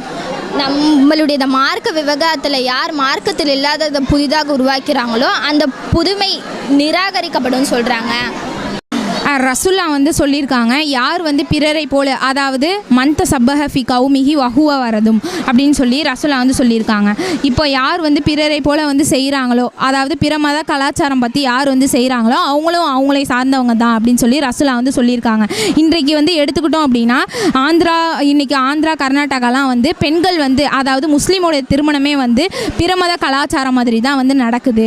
ஆடம்பரமாக வந்து செய்கிறங்கிற பேரில் வந்து பிற மத கலாச்சாரம் பற்றி தான் வந்து செய்கிறாங்க. இவ்வளோ ஆடம்பரமான வீண் விரயம் தான் வந்து செய்கிறாங்க. இவ்வளோ ஆடம்பரமான வந்து திருமணம் வந்து இன்றைக்கி மீன் இடத்துல வந்து அதிகமாக நடக்கக்கூடியதாக இருக்குது. அந்நியான்களிடம் வந்து அலங்காரத்தை வந்து வெளிப்படுத்தக்கூடாது. அல்லாஹ் தன்னுடைய திருமறை குரான்லேயே சொல்கிறானே, தமது அலங்காரத்தை வந்து வெளிப்படுத்தக்கூடாதுன்னு சொல்கிறான். வலா யுப்தீன சீனத்தை ஹுன்னன்னு அல்லாஹ் வந்து சொல்கிறான். அவர்கள் தமது அலங்காரத்தை வந்து வெளிப்படுத்துவதை தவிர மற்றவற்றை தான் வந்து வெளிப்படுத்தக்கூடாதுன்னு அல்லாஹ் வந்து சொல்கிறான். இப்போ ஒரு பொம்பளை பிள்ளை வந்து வயசுக்கு வந்துருச்சுன்னா அந்த பொம்பளை பிள்ளையை வந்து பார்த்து பொத்தி வளர்க்கக்கூடியவர்களாக இருக்கிறாங்க. இன்னும் அந்த பிள்ளை வந்து ஒரு திருமண வயசு வந்துருச்சுன்னா அந்த திருமணத்தில் வந்து ஒரு ஹிஜாப் இல்லாமல், அந்த பொம்பளை பிள்ளை வந்து ஒரு ஹிஜாப் இல்லாமல் ஒரு கேமராமேன் முன்னாடி, ஒரு அந்நிய ஆண்கள் முன்னாடி ஒரு மார்க்கத்தை இழந்து நிற்கக்கூடியதாக இருக்குது. இன்னும் அல்லாஹ் வந்து யார்கிட்டலாம் வந்து அலங்காரத்தை வந்து காட்டணும்னு அல்லாஹ் வந்து சொல்லியிருக்கான். அஸ்ஸலாமு அலைக்கும் வரஹ்மத்துல்லாஹி வபரகாத்துஹு. இப்போ நான் சொல்ல போகிறது வந்து ஹஜ்ஜோடைய விளக்கம். முதல்ல நம்ம இஹ்ராம் கட்டிக்கணும். இஹ்ராம் கட்டி முடிச்சதுக்கு அப்புறமா காபாவில் வந்து தவாப் செய்யணும். தவாப் செய்யும்போது 7 சுற்று சுற்றணும். அதில் முதல்ல 3 சுற்று வந்து வேகமாகவும் அடுத்த 4 சுற்று வந்து மெதுவாகவும் சுற்றணும். சுற்றி முடிச்சதுக்கப்புறமா இந்த மக்காமு இப்ராஹிம் இந்த இடமும் காபாவும் நமக்கு முன்னாடி இருக்கிற மாதிரி இந்த இடத்துல நின்று 2 ரக்காய் தொழுவணும். தொழுகும்போது குல்ஹுல்லாஹு அஹது சூறாவும் குலியாயுல் கேஃபிருன் அப்படிங்கிற சூறாவையும் மோதிடணும். ஓதி முடிச்சதுக்கப்புறமா ஜம்சம் கிணறு இருக்கும்ல, அந்த இடத்த நோக்கி வரணும். அங்கே வந்துட்டு நம்ம சிறிதளவு தண்ணி குடிச்சிட்டு அதில் கொஞ்சம் அள்ளி நம்மளுடைய தலையில் வந்து லேசாக ஊற்றிக்கணும். ஊற்றி முடிச்சதுக்கப்புறமா சஃபா மருவாக்கு இடையில் வரணும். சஃபா மருவாக்கு இடையில் சை செய்யணும். இங்கே வந்து 7 சுற்று சுற்றணும். இது சஃபா, இது மருவா. சஃபாலேருந்து மருவா 1, மருவாலேருந்து சஃபா 2, 3, 4, 5, 6, 7. இந்த 7 சுற்று முடிஞ்சதுக்கு அப்புறமா பிற 8 அன்னைக்கு மினாவுக்கு வரணும். மினாவில் வந்து லுஹரு, அசர், மக்ரிபு, இஷா, ஃபஜர் அது வரையும் இங்கே வந்து தங்கியிருந்து தொழுதிடணும். ஃபஜர் நேரத்துக்கு அப்புறமா நம்ம வந்து அரஃபாக்கு வந்துடணும். லுஹரையும் அசரையும் சேர்த்து தொழுகணும். 4 ரக்காய் தொழுகைகளை வந்து 2 ரக்காய்த்தா சுருக்கி தொழுகணும். அதுக்கப்புறம் முஸ்தலிஃபாவுக்கு வந்துடணும். முஸ்தலிஃபாவில் வந்தோம் அப்படின்னா மக்ரிபையும் இஷாவையும் தொழுகணும். தொழுது முடிச்சதுக்கு அப்புறமா நம்ம ஜம்ரத்துல் அக்கபால கல் எறியணும். அதுக்காக மினாவுக்கே திரும்பி வரணும். மீண்டும் மினாவுக்கு வந்து இங்கேருந்து கற்கள் குட்டி சின்ன கல்லை வந்து பொறுக்கிட்டு இந்த ஜம்ரத்துல் அக்கபால வந்து நம்ம வந்து கல் எறியணும். 7 கல்லையும் மொத்தமாகவே எரிஞ்சிடக்கூடாது. ஒரு கல்லையும் நம்ம தனித்தனியாக போடணும். தனித்தனியாக போடும்போது ஒரு கல் எறியும் போதும் அல்லாஹு அக்பர் என்று தக்பீர் கூறிக்கொள்ள வேண்டும். அதுக்கப்புறமா கல்லெறிஞ்சு முடிச்சதுக்கு அப்புறமா தலைமுடியை மலிச்சிடணும். குர்பானை வந்து கொடுத்துடணும். முடிஞ்சிருச்சு. அதுக்கப்புறமா இறுதி தவாஃப் அப்படிங்கிறதுல வந்து லாஸ்ட்டில் வந்து இங்கே வந்து சுற்றிடணும். சுற்றி முடிச்சதுக்கு அப்புறமா பிறை 11, 12, 13 இந்த நாட்களையும் இந்த தஷ்ரீக்குடைய நாட்களில் வந்து இந்த ஜம்ராவில் வந்து நம்ம கல்லெறியணும். ஃபஜர் நேரத்துக்கு அப்புறத்துலேருந்து தான் நம்ம வந்து இந்த ஜம்ராவில் வந்து கல்லெறியறதுக்கு ஆரம்பம் செய்யணும். செஞ்சு முடிச்சதுக்கப்புறம் காலையில் எறிகிறோம். மகரீப் டைம் முடிகிறதுக்குள்ளே நம்ம இங்கேருந்து கல்லெறிஞ்சு முடிச்சிட்டோம் அப்படின்னா நம்ம வீட்டுக்கு போயிடலாம். அப்படி மகரீப் நேரத்தை தாண்டிடுச்சு அப்படின்னா பிறை 12 நம்ம வந்து கல்லெறிஞ்சு தான் ஆகணும். அஸ்ஸலாமு அலைக்கும். அஸ்ஸலாமு அலைக்கும் வரஹ்மத்துல்லாஹி வபரகாத்துஹு. இந்த சிறுவன் ஃபத்தீன்ங்கிற சிறுவன் தான் இந்த ஹஜ்ஜு செய்முறையுடைய விளக்கத்தை வந்து செஞ்சது விளக்கம் மட்டும் அவங்களுடைய சகோதரி வந்து கொடுத்தாங்க.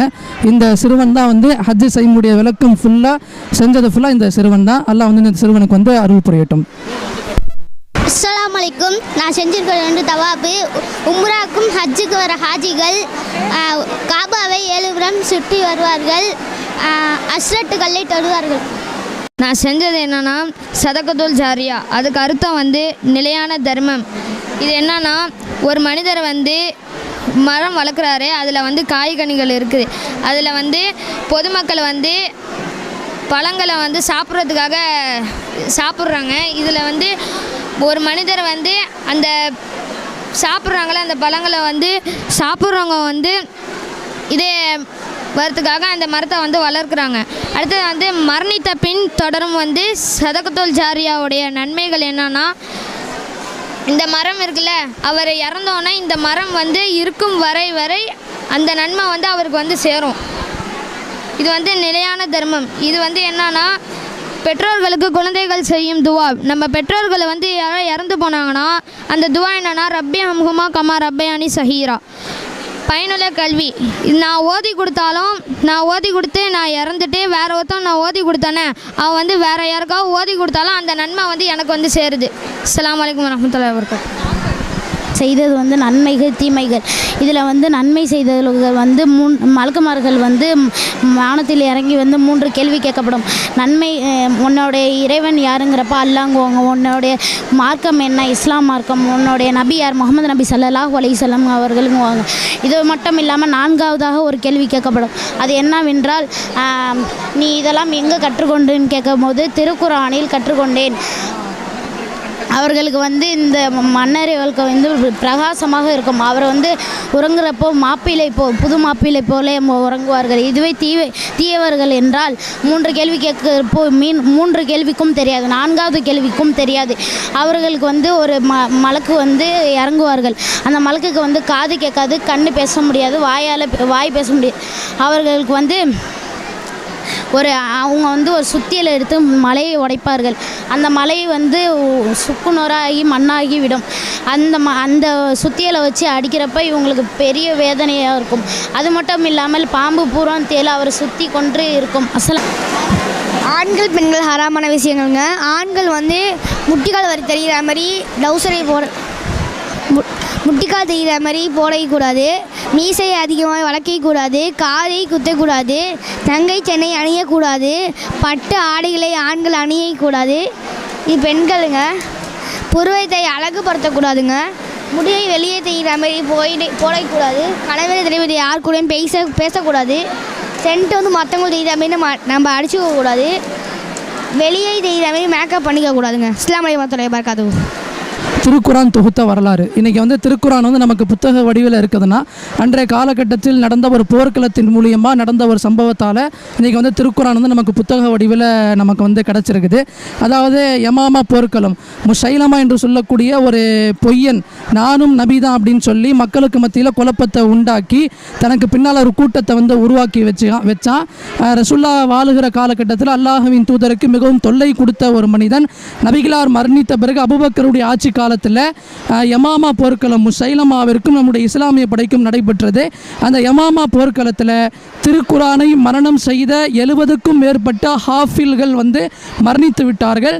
அந்த போர்க்களம் முடிந்த பிறகு அபூபக்கர் சித்திக் ரலியல்லாஹு அன்ஹு அவர்களும் உமர் ரலியல்லாஹு அன்ஹு அவர்களும் ஒரு ஆலோசனை செய்கிறாங்க. என்ன ஆலோசனைனா, இப்படியே திருக்குரானை மரணம் செய்தவர்கள் மரணிச்சுக்கிட்டே இருந்தாங்கன்னா பின்னால் வரக்கூடிய மக்களுக்கு இந்த திருக்குரானை யார் கொண்டு போய் சேர்ப்பா அப்படின்னு ஆலோசனை செய்யும் பொழுதே, அப்போ ஒரு ஸைத் பின் சாபித் என்று சொல்லக்கூடிய ஒரு இளைஞரை அழைச்சி ஒரு பொறுப்பை ஒப்படைக்கிறாங்க. என்ன பொறுப்புனா, அவரும் குரானை மரணம் செய்த ஒருவர் தான். அந்த இளைஞர்கிட்ட ஒரு பொறுப்பை ஒப்படைக்கிறார்கள். எங்கெல்லாம் திருக்குரான் வசனம் இறங்கப்பட்டதோ, எந்த இடத்துலெல்லாம் வஹி இறங்கப்பட்டதோ அனைத்து ஊர்களுக்கும் சென்று அந்த வசனங்களை ஒன்று சேர்த்து திருக்குரான் வடிவில் ஸைத் பின் சாபித் என்று சொல்லக்கூடிய ஒரு இளைஞர், ஒரு நபி தோழர் தான் இந்த திருக்குரானை வந்து புத்தக வடிவில் தொகுத்தாங்க. அவர் அன்னைக்கு செஞ்ச தியாகத்தால் தான் பல நாடுகளுக்கு சென்று பல ஊருக்கு சென்று தியாகம் செய்து வசனத்தை தொகுத்து கொடுத்தார்கள். அவர்கள் அன்றைக்கு செய்த தியாகத்தினால்தான் இன்றைக்கு இலகுவாக இந்த திருக்குரான் நம்முடைய கையில் புத்தக வடிவில் இருக்கிறது.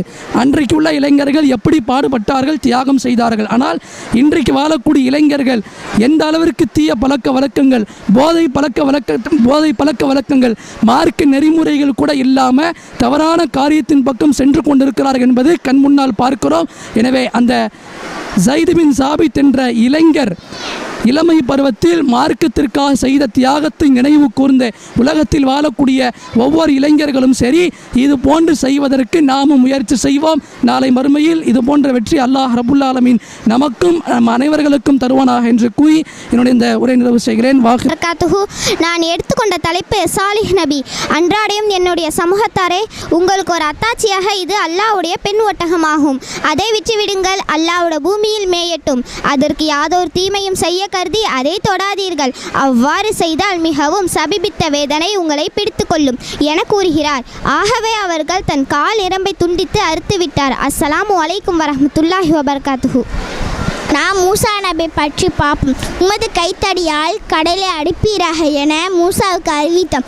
உடனே அது பிளந்தது. அந்த ஒவ்வொரு பிளவும் பெருமழை போல் ஆனது. மூசாவையும் அவரோடு இந்த அனைவரையும் காப்பாற்றினான். ஃபிரௌன் தனது படைகளுடன் அவர்களை பின்தொடர்ந்தான். கடலில் முழுகடிக்கப்பட்டான். உனக்கு பின்னுள்ளவர்களை ஒரு அத்தாட்சியாக இன்றைய தினம் நாம் முதலில் பாதுகாப்போம் என அல்லாஹு தாலான் தன் திருமறையில் கூறினான். அதுதான் ஈரா குகை. இங்கே தான் ரமலான் மாதத்தில் ஜிப்ரில் அலைஹிஸ்ஸலாம் அவர்கள் மூலம் முஹம்மது நபிக்கு அல்லாஹ் குர்ஆன் இறக்கினான். அதில் முதல் வசனம் இக்ரா பிஸ்மி ரப்பிக்கல்லதி ஹலக்கல் இன்சான மின் அலக் இக்ரா வ ரப்புக்க அக்ரம் அல்லதி அல்லமல் பில்கலம் அல்லமல் இன்சான மா லம் யஅலம். அஸ்ஸலாமு அலைக்கும் வரஹ்மத்துல்லாஹி வபரகாத்துஹு. இஸ்லாத்தில் கடமைகள் 5.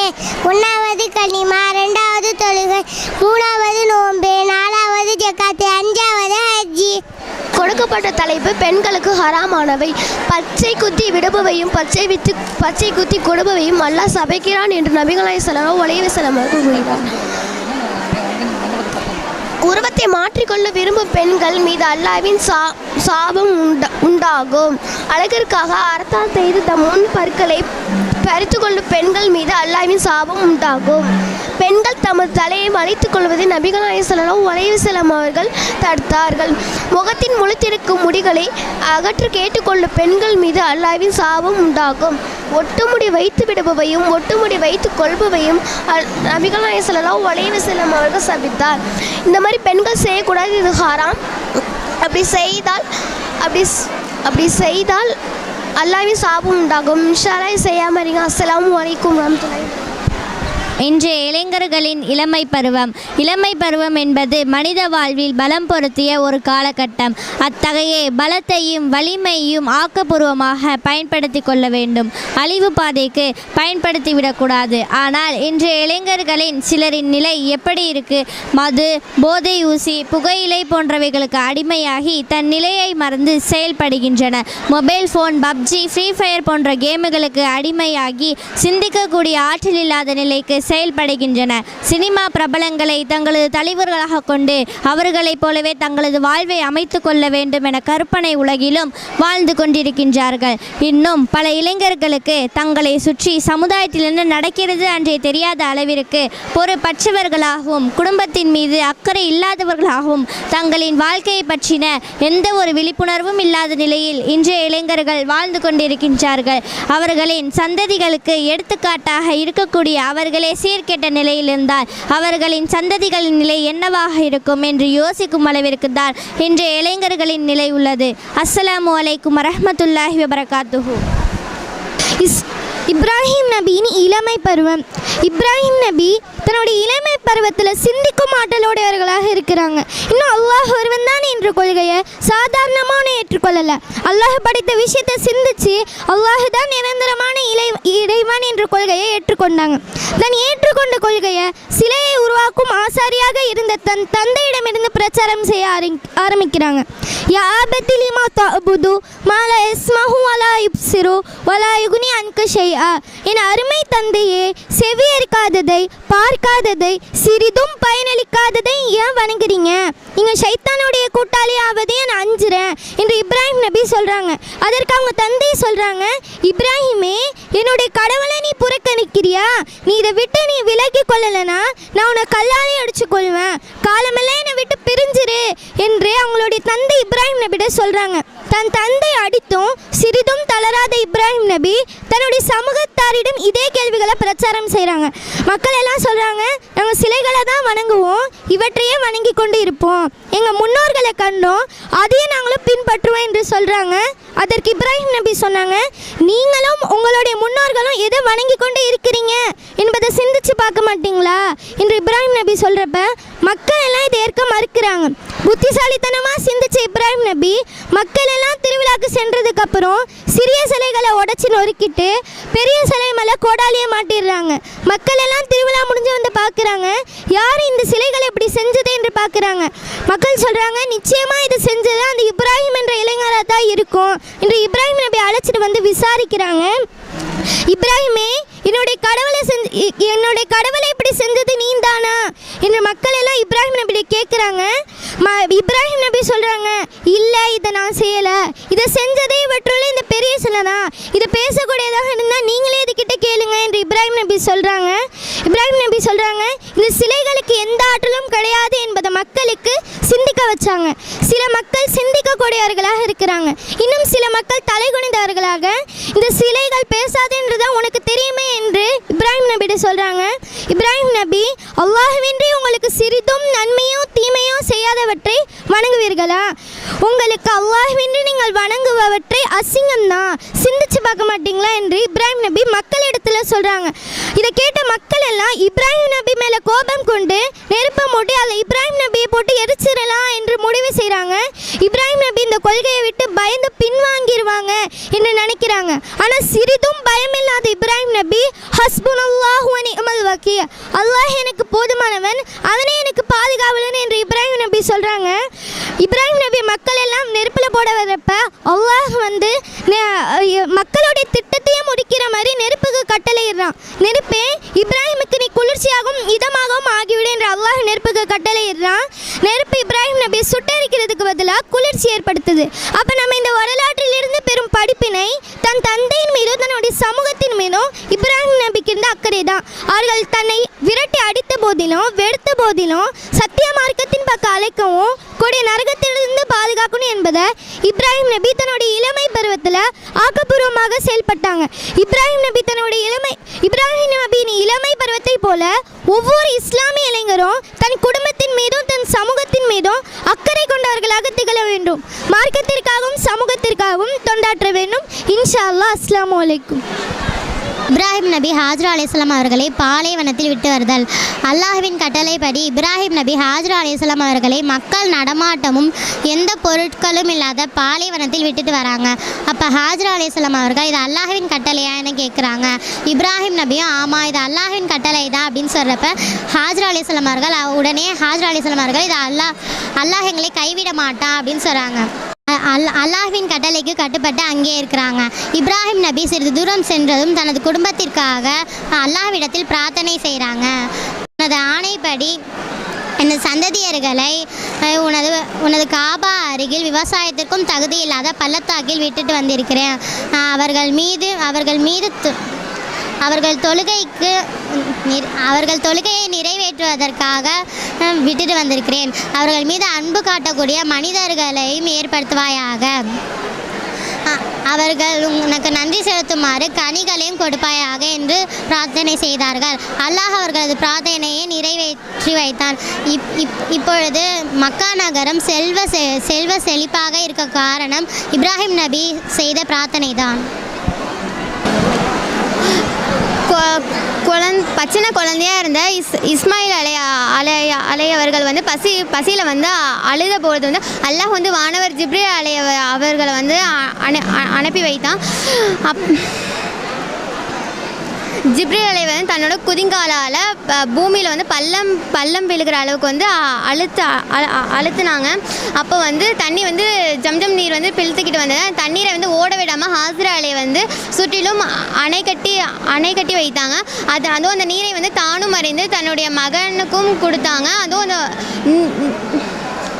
மாறி விட்டுருக்கோம். அன்றைக்கி வந்து ஹாஜ்ரா அலை வந்து அணை கட்டி வச்சனால தான் இன்றைக்கி வந்து உலக முஸ்லீம்கள் அஸ்ஸலாமு அலைக்கும். எனக்கு கொடுத்த தலைப்பு அல்லாஹ் மேலே நம்பிக்கை வைக்கிறது. பறவை காலையில் வெறும் வயிற்றுட ஒரு கூட்டை விட்டு காலையில் வெறும் வயிற்றுட அந்த பறவை போகும்போது மாலையில் வரும்போது வயிறு நறுமையாக வருது. அப்போ அல்லாஹ் ஒரு பறவைக்கு எப்படி உணவளிக்கிறாக இருக்கானா அதே போல தான் நம்மளுக்கும் உணவளிக்கிறாக இருக்கான். இந்த உலக வாழ்க்கை வந்து வீணானதும் விளையாட்டாகவும் தான் நம்ம வாழ்ந்துட்டுருக்கோம். இந்த மறுமையிலுடைய நம்மளுடைய அந்த இது தெரியாமல் நம்ம வாழ்ந்துட்டுருக்கோம். இந்த உலகத்தில் சும்மா ஒரு நெருப்பு பட்டால் கூட நம்மளோட தாங்க முடியாமல் ஒரு இதில் இருக்கும். அந்த மறுமையுடைய வேதனையை பார்த்தா நம்ம வந்து இந்த உலகம் ஒரு அற்ப உலகம் என்று நம்மளுக்கு தெரியும். இந்த ஹாவியா என்னும் நரகத்தை அல்லாஹ் வந்து யாருக்காக ஏற்படுத்தியிருக்கிறாங்கன்னா யாருடைய நன்மை தட்டு லேசாக இருக்கிறதோ அவங்களுக்காக ஏற்படுத்தியிருக்கிறான். இந்த ஹாவியா என்னும் நரகத்தை, சக்கரை என்னும் நரகத்தை யாருக்காக ஏற்படுத்துகிறாரோ தொழுகையை விட்டு வீணான காரியங்கள் யார் ஈடுபடுகிறாரோ அவர்களுக்காக இந்த நரகத்தை ஏற்படுத்தியிருக்கிறான். ஹுத்தமா என்னும் நரகத்தை அல்லாஹ் யாருக்காக இருந்தால் புறம் பேசி கோழி சொல்வதற்காக அவர்களுக்காக இந்த நரகத்தை ஏற்படுத்தியிருக்கிறான். ஜஹன்னம் யாருக்காக நயவஞ்சர்களுக்காக இந்த நரகத்தை ஏற்படுத்தியிருக்கிறான். லாலா என்னும் நரகத்தை செல்வத்தை சேமித்து ஜக்காத் நம்ம யாருக்கும் கொடுக்காம உதவி செய்யாமல் இருக்கிறவங்க லாலா என்னும் நரகத்தை ஏற்படுத்தியிருக்கிறான். ஹுத்தமா என்னும் நரகத்தை யாருடைய பட்டோரை இடது கையில் கொடுக்கப்படுகிறதோ அவர்களுக்காக இந்த நரகத்தை ஏற்படுத்தியிருக்கிறான். ஜஹீம் என்னும் ஜஹீம் என்ற நரகத்தை ஏற்படுத்தியிருக்கான். சக்கர் என்னும் இந்த நரகத்தை யார் சைத்தானை பின்பற்றி கபர் வணக்கத்திற்கு போகிறாரோ அவர்களுக்காக இந்த நரகத்தை ஏற்படுத்தியிருக்கிறான். அல்லாஹ் நம்ம அனைவரையும் இந்த நரகத்தை விட்டு காப்பாற்றி உயர்ந்த சொர்க்கமான ஜன்னத்தில் என்னும் ஃபிர்தௌஸ் என்னும் சொர்க்கத்தை நம்மளுக்கு தருவாக அல்லாஹ் துவா செய்கிறேன். நான் இன்ஷா அல்லாஹ் இதோடைய இதை பார்த்துக்கங்க. இன்ஷா அல்லாஹ் குர்ஆனில் இருக்குது. அஸ்ஸலாமு அலைக்கும் வரஹ்மத்துல்லாஹி வபரகாத்துஹு. யார் இன்மை வாழ்வில் வெற்றி பெறுகிறாரோ அவங்களுக்கு நிரந்தரமான ஒரு இடம் சொர்க்கம் என்று அல்லாஹ் குறிப்பிடுகிறான்.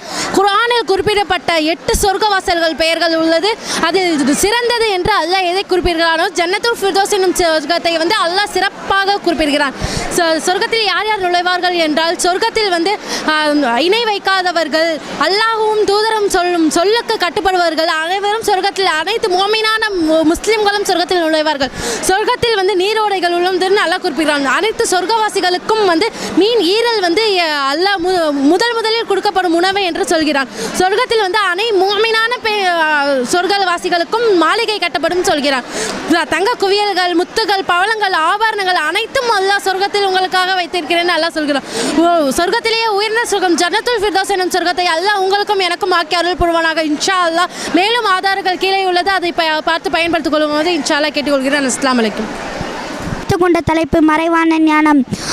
அல்லாஹ் அல் குர்ஆன் என்ன சொல்லியிருக்கானா 31வது அத்தியாயத்தில் 34வது வசனத்தில் அல்லாஹ் என்ன சொல்லியிருக்கானா, நிச்சயமாக மறுமை நாள் பற்றிய ஞானம் அல்லாஹ்விடமே இருக்கிறது. மலையை அவன் இறக்குகிறான், கருவறை உள்ளது அல்லாஹ் தான் அறிகிறான். நாளைக்கு நம்ம என்ன சம்பாதிக்க போகிறோமோ அல்லாஹ் தான் அறிகிறான். நம்ம எப்போ மரணிப்போமோ அதுவும் அல்லாஹ் தான் அறிகிறான். நாளைக்கு நம்ம 100 ரூபா சம்பாதிக்கிறோம், அதுக்கப்புறம் அதுக்கும் அடுத்த நாள் நம்ம என்ன சம்பாதிக்க போகிறோம் அல்லாஹ்க்கு ஒருத்தவனுக்கு தான் தெரியும். மறைவான ஞானம் அல்லாஹ்க்கு மட்டும்தான் இருக்குது, வேறு யாருக்குமே இல்லை. அஸ்ஸலாமு அலைக்கும் வரஹ்மத்துல்லாஹி வபரகாத்துஹு. மறைவான ஞானம் 2020 2018 உலகம் அழிய போகுதுன்னு சொல்லிட்டு அறிவியலில் சொல்லியிருந்தாங்க. ஆனால் அதைப்படிலாம் நடக்கலை. ஏன்னா அதில் அல்லாஹ்வுடைய நாட்டம் கிடையாது. அப்புறம் வாழ்ந்த அறிக்கையில் சொல்கிறாங்க இந்த மாதிரி இன்றைக்கி மழை பெய்யுன்னு சொல்லுவாங்க, ஆனால் அந்த மாதிரி மழை பெய்யாது. அவங்க மழை பெய்யாதுன்னு சொல்லக்குள்ளே மழை பெய்யும், அதுவும் அல்லாஹ்வுடைய நாட்டம் தான். இப்போ நம்ம ஸ்கேனில் இருக்கிற குழந்தை, வயிற்றில் இருக்கிற குழந்தைய ஸ்கேன் பண்ணி பார்க்கக்குள்ளே என்ன சொல்லுவாங்க, குழந்தை ஊனமாக இருக்குது, முடியாமல் இருக்குதுன்னு சொல்லுவாங்க. பிறந்த பிறகு அந்த குழந்தை நல்ல முறையில் இருக்கும், அதுவும் அல்லாஹ்வுடைய நாட்டம் தான். அதுக்கு பிறகு நம்ம இன்றைக்கி 100 ரூபா சம்பாதிக்கிறோம், நாளைக்கு அதே 100 ரூபா கிடைக்குமா அப்படின்னு கேட்டால் கிடைச்சாலும் கிடைக்கலாம், கிடைக்காமலும் போகலாம், அதுவும் அல்லாஹ்வுடைய நாட்டம் தான். இப்போ நம்ம ஒரு இடத்துக்கு ஏதோ ஒரு சூழ்நிலைக்கு வெளியில் போகிறோம், அந்த இடத்துல நம்மளுக்கு மரணம் நிகழுது அப்படின்னு சொன்னோம்னா அதுவும் அல்லாஹ்வுடைய நாட்டம் தான். அல்லாஹ்வுக்கு மட்டும்தான் மறைவான ஞானம் இருக்குது. அல்லாஹ் படைத்த தூதர்களுக்கு கூட அல்லாஹ் மறைவான ஞானத்தை கொடுக்கல. அல்லாஹ்வுக்கு மட்டும்தான் மறைவான ஞானம் இருக்குதுன்னு நம்ம நம்பணும். அப்போ தான் நம்ம உண்மையான மூமினாக ஆக முடியும். நம்ம இஸ்லாமியர்களில் சிலர் என்ன செய்கிறாங்க, பால் கிதாப் போட்டு பார்க்குறாங்க. எதுக்காகனா நம்ம எதிர்காலம் எப்படி இருக்கோம், நம்ம வாழ்க்கை எப்படி இருக்கோன்னு சொல்லிட்டு பார்க்குறதுக்காக பால் கிதாப் போட்டு பார்க்குறாங்க. அதெல்லாம் உண்மையும் கிடையாது, அதில் எந்த உண்மையுமே இல்லை. நம்ம மாற்று மதத்தவங்க என்ன செய்வாங்க, ஜோசியம் பார்ப்பாங்க. எதுக்காகனா நம்மளுடைய எதிர்காலம் எப்படி இருக்கணும், நம்மளுடைய வாழ்நாள் எப்படி இருக்கும் அப்படின்னு சொல்லிட்டு. அதெல்லாம் உண்மையே கிடையாது. அல்லாஹ் மட்டும்தான் நம்பணும், அல்லாஹ்வுக்கு மட்டும்தான் மறைவான ஞானம் இருக்குதுன்னு சொல்லி நம்பினோம்னா தான் நம்ம உண்மையான மூமினாக ஆக முடியும். அஸ்ஸலாமு அலைக்கும் வரஹ்மத்துல்லாஹி வபரகாத்துஹு. அஸ்ஸலாமு அலைக்கும் வரஹ்மத்துல்லாஹி வபரகாத்துஹு. அலட்சியப்படுத்தப்படும் நன்மைகள். நம்ம பாங்கோடைய ஓசையை கேட்கும்போது நம்ம அது பாங்கோடைய ஓசையை அலட்சியப்படுத்துகிறோம். அப்படி அலட்சியப்படுத்தக்கூடாது. ரசூலா சொல்லியிருக்காங்க, பாங்கு சொல்வதை போலவே நீங்கள் திரும்பவும் சொல்லுங்கன்னு சொல்லியிருக்காங்க. பாங்குக்கு நம்ம பதில் சொல்லணும். பாங்கு சொல்வது போலவே நம்ம பாங்கு சொல்லணும். ஹையல் அல் சலா ஹையல் அல் ஃபலா வரும்போது நம்ம லாஹவுல வலாக்குவத்தை இல்லா பில்லா அப்படிங்கிற அந்த இதை சொல்லணும். சொல்லிவிட்டு செலவாத்து நம்ம எத்தனையோ வகை செலவாத்து இருக்குது. ஆனால் நம்ம அந்த அல்லாஹும்ம ஸல்லி அலா முஹம்மதின் செலவாத்தை தான் நம்ம ஓதணும். நம்ம ஓதும்போது அந்த செலவாத்தை தான் ஓத சொல்லி நமக்கு நபி நாயம் ஸல்லல்லாஹு அலைஹி வஸல்லம் காட்டி தந்திருக்காங்க. பாங்குதுவாங்கிறது வந்து ரசூலாவுக்கு வந்து சொர்க்கத்தில் வந்து ஒரு பெரிய உயர் பதவி வசீலாங்கிற உயர் பதவியை கொடுக்க சொல்லி அல்லாட்ட நம்ம துவா செய்கிறோம். அப்போ ரசூலா சொல்கிறாங்க, எனக்கு வசீலாங்கிற அந்த உயர் பதவி கிடைக்க சொல்லி துவா செஞ்சவங்களுக்கு என்னுடைய பரிந்துரை கண்டிப்பாக உண்டுன்னு சொல்கிறாங்க. அதனால நம்ம அந்த பாங்குதுவா ஓதணும். அஷ்ஹது அல்லா இலாஹ இல்லல்லாங்கிற இதை ஓதுனா நமக்கு பாவம் மன்னிப்பு கிடையாது. ரலித்து பில்லாஹி ரப்பன் வபி முகமது ரசூலா வபில் இஸ்லாமி தீனா அப்படின்னு நம்ம அல்லாவை நம்ம வந்து ரப்பாகவும் முகமது நபியை நம்ம வந்து ரசூலாகவும் இஸ்லாமை நம்ம மார்க்கமாக ஏற்றுக்கிட்டோன்னு நம்ம சொன்னால் நமக்கு வந்து பாவ மன்னிப்பு கிடைக்குது. அதோட அந்த தலையாய துவா இஸ்திக்ஃபார் காலை மாலை ஓதும்போது நம்ம மறந்துடாமல் கண்டிப்பாக ஓதணும். அதை ஓதி நம்ம மறைச்சிட்டா நமக்கு சொர்க்கம். அதெல்லாம் நம்ம மறக்காமல் கரெக்டாக ஓதிட்டு நம்ம பிள்ளைகளுக்கும் அதை ஓத சொல்லி எத்தி வைக்கணும். அஸ்ஸலாமு அலைக்கும். அஸ்ஸலாமு அலைக்கும் வரஹ்மத்துல்லாஹி வபரகாத்துஹு. நான் எடுத்த தலைப்பு ஆடம்பர திருமணம். திருமணத்தில் வரதட்சணைங்கிறது நமது இஸ்லாம் மார்க்கத்தில் தடுக்கப்பட்ட செயல். ஆனால் இன்றைக்கும் பெரும்பாலான முஸ்லீம்கள் வந்து பெண் வீட்டாரிடமிருந்து நகை, பணம், வீடு மாதிரி நிறைய வரதட்சணையாக பொருள்கள் வாங்குகிறாங்க. இன்னும் பெண் வீட்டாரிடமே வலிமா விருந்துக்கான செலவையும் பண்ண சொல்கிறாங்க. இப்பெல்லாம் பண்ணக்கூடாதுன்னு நபி ஸல்லல்லாஹு அலைஹி வஸல்லம் அவங்க தடுத்துருக்காங்க. இன்னும் திருமணத்தை ஆடம்பரமாக பண்ணுறேன்னு மண்டப செலவு, வீடியோ செலவு, டெக்கரேஷன் செலவு போன்ற இன்னும் நிறைய செலவுகள்லாம் பண்ணுறாங்க. இன்னும் பெண் ஹிஜாப் இல்லாமல் அந்நிய ஆண்கள் முன்னாடி அலங்கார பொருளாக காட்சி தருவது, இப்படிலாம் மார்க்கத்துக்கு புறம்பான விஷயங்கள்லாம் செய்கிறாங்க. அஸ்ஸலாமு அலைக்கும் வரஹ்மத்துல்லாஹி வபரகாத்துஹு. தலைப்பு நபிவழி திருமணம். அல்லாஹுடைய தூதரம் காட்டி தந்த வழியை தான் நம்ம திருமணம் செய்யணும். பெண் வீட்டாரிடமிருந்து எந்த வரதட்சணையும் வாங்கக்கூடாது. பெண்களுக்கு அவங்க விரும்பியதான் மஹராக கொடுத்து ஆண்மகன் தான் திருமணத்தை செய்யணும். வலிமா விருந்தையும் ஆண்மகன் தான் செய்யணும். நபி ஸல்லல்லாஹு அலைஹி வஸல்லம் அவங்க சொல்கிறாங்க, குறைந்த செலவில் வந்து செய்யப்படுகின்ற திருமணத்தில் தான் அல்லாஹோட பரக்கத்து இருக்குது. நம்ம எந்த அளவுக்கு குறைவான செலவத்தில் வந்து குறைந்த செலவில் வந்து செய்கின்றோமோ அந்த அளவுக்கு அல்லாஹோட பரக்கத் அந்த திருமணத்தில் இருக்கும். இன்ஷா அல்லாஹ். அஸ்ஸலாமு அலைக்கும் வரஹ்மத்துல்லாஹி வபரகாத்துஹு. நமது மார்க்கத்தில் சகுனம் பார்ப்பதோ இல்லை மூட நம்பிக்கையோ நல்ல நேரம் கெட்ட நேரம் நல்ல நாள் கெட்ட நாள் பார்ப்பதோ கிடையாது. அல்லாஹ் சொல்லியிருக்கான், காலமும் நேரமும் நானாகவே இருக்க நல்லா சொல்லியிருக்கான். வீட்டுக்கு மேலே வந்து காக்கா வந்து உட்காந்துச்சுன்னா வீட்டில் வந்து விருந்தாடி வருவாங்க சொல்லுவாங்க, அது கிடையாது. வீட்டுக்கும் மேலே வந்து ஆண்டை வந்து உட்காந்துச்சுன்னா வீட்டில் வந்து மவுத்து செய்வாங்க சொல்லுவாங்க, அது கிடையாது. ஜோசியம் பார்ப்பது கிடையாது. அவங்க சொல்கிறது நம்ம நம்புறோம். நம்மளுடைய 40 நாள் தொழுகை ஏற்றுக்கொள்ளப்படாது. பூனை குறுக்கையில வச்சுன்னா சகுனம் சரியில்லைன்னு சொல்லுவாங்க, அது கிடையாது. நல்ல நேரம் கெட்ட நேரம் நல்ல நாள் கெட்ட நாள் பார்க்கக்கூடாது. இது எல்லாமே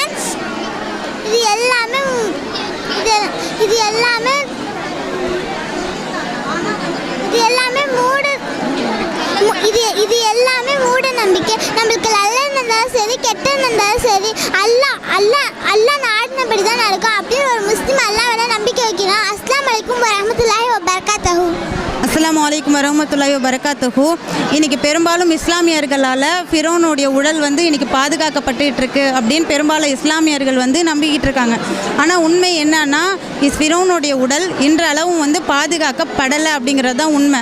அல்லாஹ் தன்னுடைய திருமறையில் சொல்லும் போது, உமக்கு பின் வருவோருக்கு சான்றாக இருப்பதற்காக உடலை நாம் இன்று பாதுகாப்போம் மட்டும்தான் சொல்கிறானே தவிர பின்ன பாதுகாத்து வச்சிருப்போம் அப்படிங்கிறது இறைவன் சொல்லலை. இது ஒன்று. ரெண்டாவது என்ன அப்படின்னா, இன்றைக்கி பல எகிப்தியர்கள் என்ன பண்ணுவாங்கன்னா, அவங்களுடைய மூதாதையர்களுடைய சடலங்களை வந்து பல ரசாயனங்களை ஊற்றி அதை வந்து மேலே பிரமிடு கட்ட அதை மம்மின்னு வழிபடுவாங்க. அந்த சடலங்களை வந்து பாதுகாக்கணும் அப்படின்னு சொல்லிட்டு அதுதான் இன்றைக்கி மம்மின்னு சொல்லிக்கிட்டு இருக்காங்க. அப்படி ஒரு பள்ளத்தாக்குலேருந்து ஒரு உடல் எடுக்கப்பட்டது தான் ஃபிரௌனுடைய உடல். அதை ஆராய்ச்சி பண்ணி இது ஃபிரௌனுடைய உடல்னு சொல்கிறாங்க. அதுக்கு என்ன ஆதாரம் இருக்குது அப்படின்னு பார்த்தா எந்த ஒரு ஆதாரமும் கிடையாது. ஏன்னா இப்போ ஒரு உடலை நம்ம கண்டுபிடிச்சி எடுக்கிறோம், அது ஃபிரௌன்னு சொல்கிறாங்கன்னா அதுக்கு முன்ன பின்ன ஒரு டிஎன்ஏ டெஸ்ட்டு இருக்கணும். இல்லை அவங்க வழித்தோன்றர்கள் யாராவது ஃபிரௌனை பார்த்துருந்தா மட்டும் இது ஃபிரௌனுடைய உடல்னு அப்படின்னு அவங்க கண்டுபிடிச்சிருக்கணும். அந்த மாதிரி எந்த ஒரு ஆதாரமும் இல்லாமல் இது ஃபிரௌனுடைய உடல் தான் அப்படின்னு சொல்லிட்டு அந்த அறிஞர் வந்து சொல்லியிருக்காரு. ஆனால் அல்லாஹ் தன்னுடைய திருமறையில் சொல்லும் போது என்ன சொல்கிறான், இன்று ஒரு நாள் மட்டும்தான் உன் உடலை நம்ம பாதுகாப்போம். ஏன் அதை பாதுகாக்கிறோம்? ஏன்னா நான் வந்து ஃபிரௌன் வந்து கர்வம் கொண்டு இருந்தான், நான் தான் இறைவன், உனக்கு அப்புறம் யாரும் உன்ன மாதிரி இருக்கக்கூடாது அப்படிங்கிறதுக்காக தான் உன் உடலை இன்று மட்டும் நாம் பாதுகாப்பும் இறைவன் சொல்லியிருக்கான். இன்றைக்கி எகிப்தில் இருக்கிறதுங்கிறது வந்து ஃபிரௌனுடைய உடல் அது கிடையாது. ஆனால் மக்களால் பெரும்பாலும் நம்பப்பட்டுக்கிட்டு இருக்கு ஃபிரௌனுடைய உடல் அது இல்லை. அஸ்ஸலாமு அலைக்கும் வரஹ்மத்துல்லாஹி பரகாத்துஹு. நான் பேச போகிற தலைப்பு ஜும்மாவின் சிறப்புகள். ஜும்மாவின் சிறப்புகள். நபி ஸல்லல்லாஹு அலைஹி வஸல்லம் கூறினார்கள், ஜும்மா நாளில் யார் முதலில் வருவார்களோ அவர்களுக்கு ஒரு ஒட்டகத்தை குர்பான் கொடுத்த நன்மையும், யார் இரண்டாம் இடத்தில் வருவார்களோ அவர்களுக்கு ஒரு மாட்டை குர்பான் கொடுத்த நன்மையும், யார் மூன்றாம் இடத்தில் வருவார்களோ அவர்களுக்கு கொம்பு வைத்த ஆட்டை குர்பான் கொடுத்த நன்மையும், யார் நான்காம் இடத்தில் வருவார்களோ அவர்களுக்கு கோழியை குர்பான் கொடுத்த நன்மை, யார் ஐந்தாம் இடத்தில் வருவார்களோ அவர்களுக்கு முட்டையை குர்பான் கொடுத்த நன்மையும் இருக்கிறது. அஸ்ஸலாமு அலைக்கும் வரஹ்மத்துல்லாஹி பரகாத்துஹு. அஸ்ஸலாமு அலைக்கும் வரஹ்மத்துல்லாஹி பரகாத்துஹு.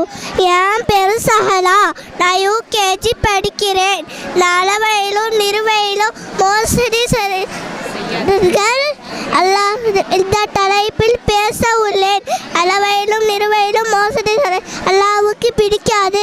அல்லாஹ் குர்ஆனில் சூரா ஹூதில் இவ்வாறு கூறுகிறான். அஸ்ஸலாமு அலைக்கும் வரஹ்மத்துல்லாஹி வபரகாத்துஹு. நான் எடுத்துக்கொண்டிருக்கின்ற தலைப்பு இறந்தவர்களை உயிர்ப்பிப்பது. நேரில் கண்டவர் இப்ராஹிம் நபி.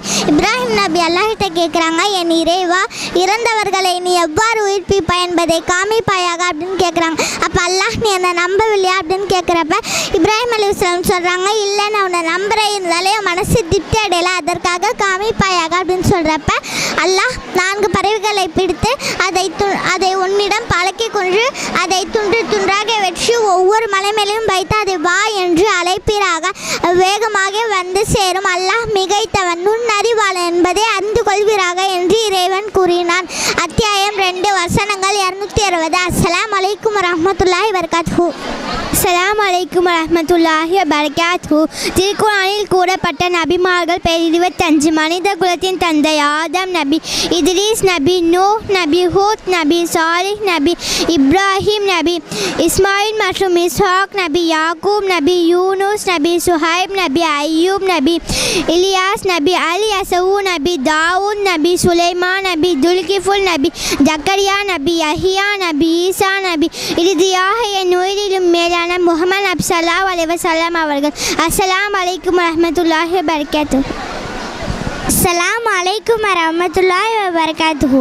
யூனுஸ் நபியை பற்றி நாம் பார்ப்போம். நபிமார்களின் ஒருவர் அல்லாஹ்விடம் கோபித்து கொண்டார். கப்பலில் ஏறினார். நடுக்கடலில் இறக்கி விடப்பட்டார். மீன் வயிற்றில் இருந்தார். மீன் வயிற்றில் இருந்தபோது அல்லாஹ்விடம் பாவமன்னிப்பு வேண்டி ஓதிய துவா, லா இலாஹா இல்லா அன்த சுப்ஹானக இன்னி குன்து மினல் ஸாலிமீன். பொருள், உன்னை தவிர வணக்கத்துக்குரியவன் யாரும் இல்லை, நீ தூயவன், நான் அநீதி இழைத்தோரில் ஆகிவிட்டேன் என்றார். அஸ்ஸலாமு அலைக்கும் வரஹ்மத்துல்லாஹி வபரகாத்துஹு. இது வந்து மஹ்ஷரில் மனிதனின் நிலை. மஹ்ஷர் மைதானத்தில் வந்து மனிதர்களுக்கும் சூரியனுக்கு வந்து 1 மைல் தூரம் மட்டும்தான் டிஸ்டன்ஸ் இருக்கும். மனிதர்கள் வந்து எவ்வளோக்கு எவ்வளோ பாவம் செஞ்சுருக்காங்களோ அவ்வளோக்கு அவ்வளோ வந்து வேர்வையில் வந்து மூழ்கடிக்கப்பட்டிருப்பாங்க. சிலரின் வியர்வை வந்து கணுக்கால் வரையிலும், சிலரின் வியர்வை வந்து முழங்கால் வரையிலும், சிலரின் வியர்வை வந்து இடுப்பு வரையிலும், சிலரின் வியர்வை வந்து வாய் வரையிலும் மூழ்கடிக்கப்பட்டிருப்பாங்க. கொலையாளிகள் நிலை வந்து, இந்த உலகத்தில் கொலையாளி வந்து ஒரு மனிதரை கொல்றாங்கல்ல, அதே மஹ்ஷர் மைதானத்தில் கொல்லப்பட்டவங்க தான் மனித முடியை பிடிச்சி இழுத்து ரத்தம் சிந்த வந்து அவங்கள சாகடிப்பாங்க. இது வந்து கொலையாளி. இதுக்கு வட்டி வாங்கும் நிலை, அது வந்து ரத்த களத்தில் இருந்து அனுபவித்து நெருக்கடியான ஒரு இதை கொடுத்து அவங்கள சாகடிப்பாங்க. உஜூஹ யௌமைதின் அலைஹா பக்கரா தர்ஹகுஹா கதரா உலாய்க ஹுமுல் கஃபரத்துல் ஃபஜ்ரா. அந்நாளில் வந்து சில மனிதர்கள் முகங்களில் மட்டும்தான் புழுதி படிந்திருக்கும். புழுதினா வந்து தூசிகள் படிந்திருக்கும். இதை வந்து கருமை வந்து மூடி இருக்கும். கருமைனா வந்து ஒரு கருப்பு கலரில் வந்து ஒரு இது மூடி இருக்கும். இது வந்து இறைவனை வந்து மறுக்கக்கூடிய பாவிகள். அஸ்ஸலாமு அலைக்கும் வரஹ்மத்துல்லாஹி வபரகாத்துஹு. அஸ்ஸலாமு அலைக்கும் வரஹ்மத்துல்லாஹி வபரகாத்துஹு. இப்ராஹிம் நபியின் தியாக வரலாறு. இப்ராஹிம் நபி பிறந்ததுலேருந்து இறக்குறது வரைக்கும் இஸ்லாத்துக்காக நிறையா தியாகம் செஞ்சாங்க. சிறு வயதிலேயே தன் தந்தையை இழந்து வந்தாங்க. ஏன்னா தன் தந்தை அல்லாஹுக்கு இணை வைக்கிறாங்கங்கிற ஒரே காரணத்துக்காக தன் தந்தையை விட்டு இழந்து வந்தாங்க.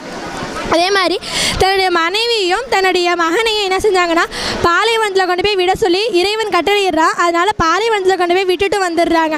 தன்னுடைய மகன் ஒரு பருவ வயதை அடைந்ததுக்கப்புறம் தன்னுடைய மகனை அறுத்து பலியிடுற மாதிரி ஒரு கனவு கண்டுறாங்க. இதை பற்றி தன்னுடைய மகன் இஸ்மாயில்கிட்ட கேட்குறாங்க. அதுக்கு தன்னுடைய மகன் சொல்கிறாங்க, என் தந்தையே, உங்களுக்கு எது கட்டளையிடப்பட்டதோ நீங்கள் அதே செய்யுங்க, இன்ஷா அல்லாஹ் நான் பொறுமையாளர்களில் ஒருத்தங்களா நீங்கள் பார்ப்பீங்க அப்படின்னு சொல்கிறாங்க. சரின்னு சொல்லிட்டு இப்ராஹிம் அலைஹிஸ்ஸலாமும் அவங்கள அறுத்து பலியிட போகிறாங்க. அவங்க அடுத்து பலியிட போகிறப்ப அல்லாஹ் தஆலா வந்து இவங்க வந்து எவ்வளோ பற்றுடையவர்களாக இருக்கிறாங்க அப்படிங்கிறத பார்த்துட்டு இப்ராஹிம் அலைஹிஸ்ஸலாமை தன்னுடைய உற்ற தோழர் ஹலீலுல்லாவை ஏற்றுக்கிறாங்க. அது மட்டும் இல்லாமல் தன் தரத்துலேருந்து ஒரு ஆட்டை இறக்கி இதை நீங்கள் குர்பான் கொடுங்க அப்படின்னு சொல்கிறாங்க. இப்போ இந்த நாளை தான் நம்ம என்ன செய்கிறோம்னா ஹஜ்ஜி பெருநாளாக கொண்டாடிக்கிட்டு இருக்கோம். ஒவ்வொரு ஆண்டுமே ஹஜ்ஜி பெருநாளை தாண்டி தான் வரும். இப்ராஹிம் அலைஹிஸ்ஸலாம் அவர்களுடைய வரலாறை நம்ம கேட்குறோம், ஹதீஸாக படிக்கிறோம். ஆனால் அது நம்ம வாழ்க்கையில் ஏற்றுக்கிறோமா அப்படின்னு பார்த்தா அது கிடையவே கிடையாது. ஒவ்வொரு ஆண்டுமே நம்ம கடந்து வர ஆனால் ஏற்றுக்கிறது. இப்போ இப்ராஹிம் அலைஹிஸ்ஸலாம் இவ்வளோ இதில் இழந்தாங்கல்ல, நம்ம எதை இழந்திருக்கோம் அப்படின்னு பார்த்தா அது ஒரு கேள்விக்குறியாக தான் இருக்குது. இப்போ ஒரு ஆடம்பர கல்யாணம் பண்ணக்கூடாது, ஆடம்பரமாக கல்யாணத்துக்கு நம்ம என்ன செய்யக்கூடாது, போகவே கூடாது அப்படி சொல்கிறோம். ஆனாலும் ஒரு சில பேர் போகிறாங்க. நீங்கள் ஏன் போகிறீங்க அப்படின்னு கேட்டோம்னா அவங்க சொல்கிறாங்க, நான் போகணுன்னா என்னுடைய உறவினர்கள்லாம் என்கிட்ட பேச மாட்டாங்க, அவங்க உறவு துண்டித்து போயிடும் அப்படின்னு சொல்கிறாங்க. அதுக்காக தான் நான் போகிறேங்கிறாங்க. ஆனால் அப்படி இருக்கக்கூடாது. அல்லாஹுக்காக நம்ம அதை தியாகம் செஞ்சு தான் ஆகணும். ஒரு பர்த்டே பார்ட்டிக்கு கூப்பிட்றாங்களா, நம்ம பர்த்டே கொண்டாடவும் கூடாது. ஒருத்தவங்க நம்ம கூப்பிட்டாங்களா அதுக்கு நம்ம என்ன செய்யக்கூடாது, போகவும் கூடாது. அல்லாஹ் தஆலா ஷிர்க்குன்னு சொல்கிறான். ஏதா ஹந்திரி சாப்பாடு வாங்குறது, ஹத்தத்துக்கு போகிறது, மவுலூத் ஓதுறது எல்லாமே ஷிர்க்குன்னு சொல்கிறான். இப்போ நீங்கள் ஏன் அதுக்கு போகிறீங்கனாலும் என்னுடைய உறவினர்களுக்கு வச்சுப்பாங்க, ஊர் என்ன ஒரு மாதிரியாக பார்க்கும், அதனால தான் நான் வந்து போகிறேன் அப்படின்னு சொல்கிறாங்க. இப்போ ஒரு பெண் வயதுக்கு வந்துட்டாலும் சரி, இல்லைனா ஒரு பெண் கர்ப்பமாக இருந்தாலும் சரி, அதை ஒரு கிராண்டாக செலிப்ரேட் பண்ணுறாங்க. ஒரு குழந்தை பிறந்துருச்சு அப்படின்னா அந்த குழந்தைக்கு பேர் சுட்டும் விழான்னு சொல்லிட்டு அவ்வளோ கிராண்டாக இந்த காலத்தில் செலிப்ரேட் பண்ணுறாங்க. ஆனால் இது அல்லாஹ் தஆலா காட்டி தந்த வழியா அப்படின்னு பார்த்தா அது கிடையவே கிடையாது. ஒரு குழந்தை பிறந்துச்சுன்னா அந்த குழந்தைக்கு ஹக்கீகா கொடுக்கணுமே தவிர இவ்வளோ கிராண்டாக செலிப்ரேட் பண்ண சொல்லி அல்லாஹ் தஆலா நம்மளுக்கு காட்டி தரவே கிடையாது.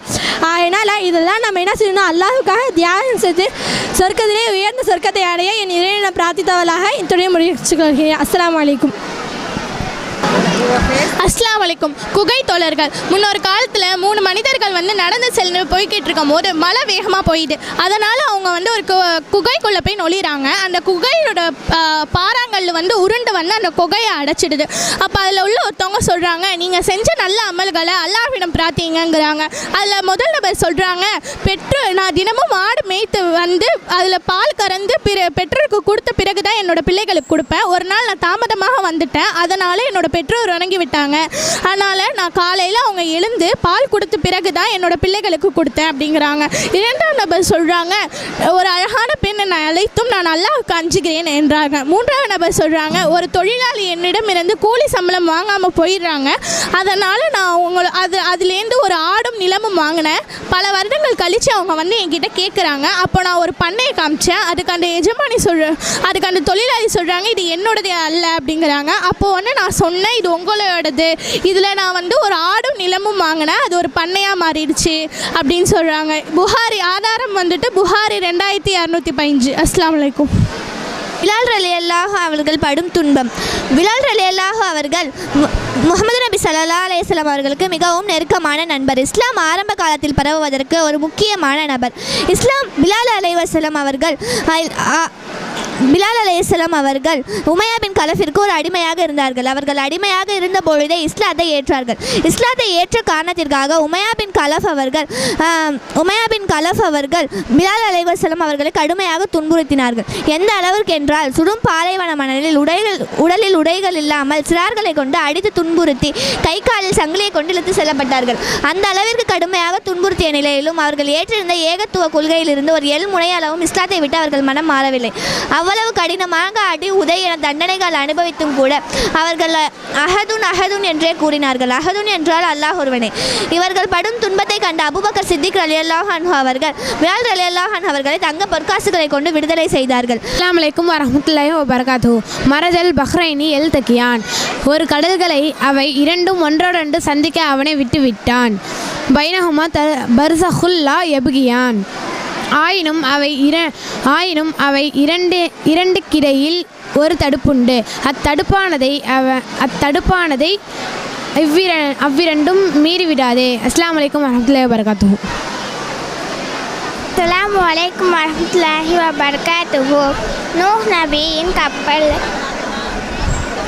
நூஹ் நபி அவர்கள் தம் சமுதாயத்தினர் 950 வருடங்கள் தொடர்ந்து மார்க்கத்தை எடுத்து உரைத்தார்கள். இதே நிராகரிப்பு குறையவில்லை. மக்களை விட்டு வைக்காத என நூஹ் நபி துவா கேட்டார்கள்.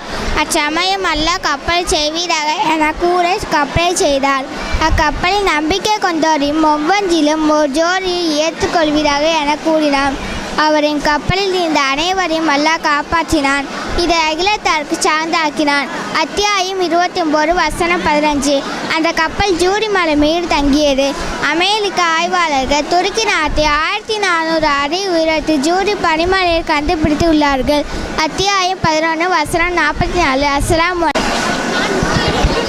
அஸ்ஸலாமு அலைக்கும் வரஹ்மத்துல்லாஹி தஆலா பரகாத்துஹு. அல் ஆன வகது அஸைத கப்லு வ குன்த மினல் முஃப்ஸிதீன் ஃபல் யௌம நுனஸ்ஸிக பிபதனிக லிதகூனு லிமன் ஹாஃபக ஆயா வ இன்ன கஸீரன் மினன் நாஸி ஆயாத்தினா லஹ் காஃபிலுன். அல்லாஹ் தன் திருமறையில் கூறுகிறான், எனினும் உனக்கு பின்னுள்ளவர்களுக்கு ஓர் அத்தாட்சியாக இன்றைய தினம் நாமும் உடலை பாதுகாப்போம். நிச்சயமாக மக்களின் பெரும்பாலோர் நம் அத்தாட்சிகளை பற்றி அலட்சியமாக இருக்கின்றார்கள் என்று அவனிடம் கூறப்பட்டது. அல் குர்ஆன் 10:90/92. அல்லாஹ் மூசா நபி காப்பாற்றினாங்க. ஃபிரௌனை அழிச்சிட்டாங்க. அஸ்ஸலாமு அலைக்கும் வரஹ்மத்துல்லாஹி தஆலா பரகாத்துஹு. இப்ராஹிம் நபி சொன்ன 3 பொய்கள். இப்ராஹிம் நபி 3 பொய்களை தவிர வேறு பொய் எதுவும் பேசியதில்லை. அவற்றில் 2 அல்லாஹ்வின் விஷயத்தில் சொன்னவையாகும். அவை 1, அவரை இணை வைக்கும் திருவிழாவுக்கு மக்கள் அழைத்தபோது நான் நோயிற்றிருக்கிறேன் என்று கூறியது. 2, சிலைகளை உடைத்துவிட்டு பெரிய சிலையின் தோளில் கோடாரியை மாட்டிவிட்டு மக்கள் இப்படி செய்தது யார் என்று கேட்டபோது ஆயினும் இவர்களின் பெரியதான இந்த சிலைதான் செய்தது என்று கூறியது. 3, கொடுங்கோல் மன்னனிடம் தனது துணைவியாரை சகோதரி என்று கூறியதுமாகும். முழு ஹதீஸின் சுருக்கமான கருத்து. இந்த ஹதீஸ் புகாரி 3358, முஸ்லிம் 4371 ஆகிய ஹதீஸ்களாக பதிக்கப்பட்டுள்ளன. அஸ்ஸலாமு அலைக்கும் வரஹ்மத்துல்லாஹி வபரகாத்துஹு. அஸ்ஸலாமு அலைக்கும் வரஹ்மத்துல்லாஹி வபரகாத்துஹு. ஈமான் என்றால் என்ன? ஈமான் என்றால் இறை நம்பிக்கை. இறை நம்பிக்கை எத்தனை? 6. அல்லாஹ்வை நம்புவது, மலக்குமார்களை நம்புவது, வேதங்களை நம்புவது, தூதர்களை நம்புவது, விதியை நம்புவது, மறுமை நாளை நம்புவது. அஸ்ஸலாமு அலைக்கும் வரஹ்மத்துல்லாஹி வபரகாத்துஹு. அஸ்ஸலாமு அலைக்கும் வரஹ்மத்துல்லாஹி தஆலா பரகாத்துஹு. நான் எடுத்த தலைப்பு சிராத்துல் முஸ்தகீம் பாலம். அல்லாஹ் தன் திருமறையில் கூறுகிறான், வ இம் மின்கும் இல்லா வாரிதுஹா கால அலா ரப்பிக ஹத்மம் மக்லியாம். மேலும் இந்த பாலத்தை கடக்காமல் உங்களில் யாரும் எங்கேயும் போக முடியாது. இது உம்முடைய இறைவனின் முடிவான தீர்ப்பாகும். தீர்ப்பு நாள் அன்னைக்கு அனைவருக்கும் உயிர் கொடுத்து திருப்பி அளிக்கப்படுவார்கள். அத்தகைய சமயத்தில் கேள்வி கணக்கு உண்டு. கேள்வி கணக்கெல்லாம் முடித்த பின் அனைவரும் சிராத் என்னும் பாலத்தை கடப்பார்கள். இன்ஷா அல்லாஹ். முதலில் நபிகள் நாயகம் ஸல்லல்லாஹு அலைஹி வஸல்லம் கடப்பார்கள். அவர்களுக்கு பின்னால் அவரது உம்மத்தார்களான நாமும் கடப்போம் இன்ஷா அல்லாஹ். இந்த பாலத்தில் சிலர் மின்னல் மின்னியது போல் கடப்பார்கள், சிலர் கண் சிமிட்டும் நேரத்திற்குள் கடப்பார்கள், சிலர் பந்தய குதிரை போல் கடப்பார்கள், சிலர் இழுத்து பயத்துடன் கடப்பார்கள், சிலர் காயத்துடன் கடப்பார்கள், சிலர் பாதி தூரம் போய் கீழே விழுந்து வருவார்கள். நாமும் மின்னல் மின்னியது போல் கடப்போம் இன்ஷா அல்லாஹ். அஸ்ஸலாமு அலைக்கும் வரஹ்மத்துல்லாஹி வபரகாத்துஹு. இங்கே இது மதீனாவில் உள்ள ஜன்னத்துல் பக்கி. இங்கே பதர்பூரில் இறந்தவங்களாம் அடக்கம் பண்ணியிருக்காங்க. நபிமார்களின் மனைவியான ஆயிஷா ரலியல்லாஹு அன்ஹு, அவங்களோட மகளான ஃபாத்திமா ரலியல்லாஹு அன்ஹு, அவங்களோட பேரன்களான ஹசன் ஹுசைனை இங்கே தான் அடக்கம் பண்ணியிருக்காங்க. இங்கே அடக்கம் பண்ணுறவங்களுக்கு டைரெக்டாக சொர்க்கம் கிடைக்கும். இங்கே அடக்கம் பண்ணுறவங்களுக்கு நன்மைகள் நிறைய கிடைக்கும். அஸ்ஸலாமு அலைக்கும் வரஹ்மத்துல்லாஹி வபரகாத்துஹு. அஸ்ஸலாமு அலைக்கும் வரஹ்மத்துல்லாஹி வபரகாத்துஹு. 1480 2024 காபாக்கள் வைக்கப்பட்டிருக்கு. நம்மளும் சிம்சாலா போய் அல்லாஹ் உதவி செய்யணும். அல்லாஹ் உதவி பண்ணும்.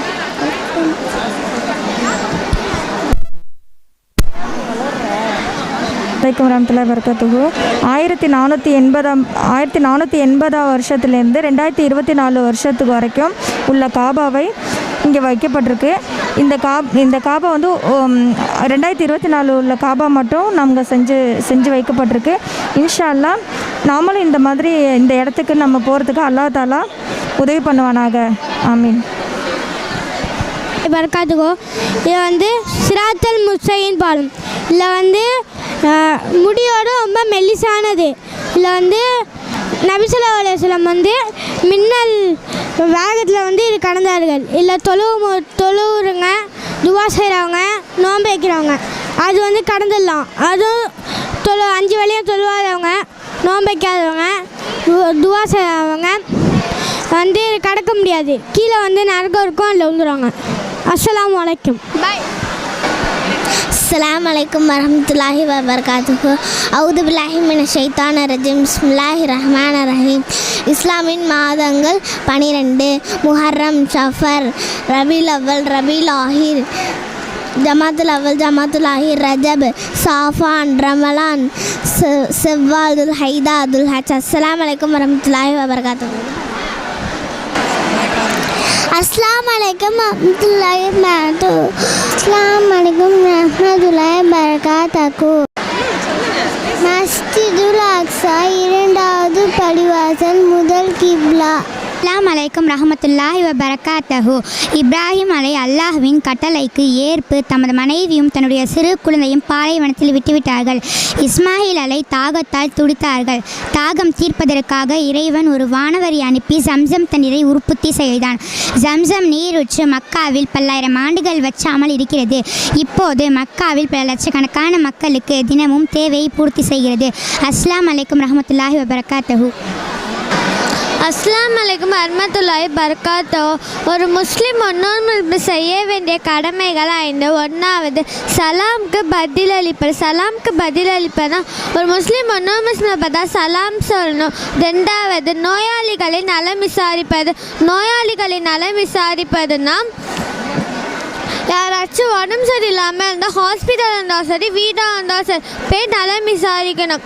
3வது ஜனாசாவை பின்தொடங்க ஆச்சு இறந்து போயிட்டா உங்களை போய் பலாசல போய் அடக்க பண்ணறதுக்கு போயிட்டு வரணும். 4வது விருந்தை ஏற்றுக்கொள்ளனா விருந்து வச்ச ஏழைங்களா சரி, பணக்காரங்களாக இருந்தாலும் சரி போகணும்.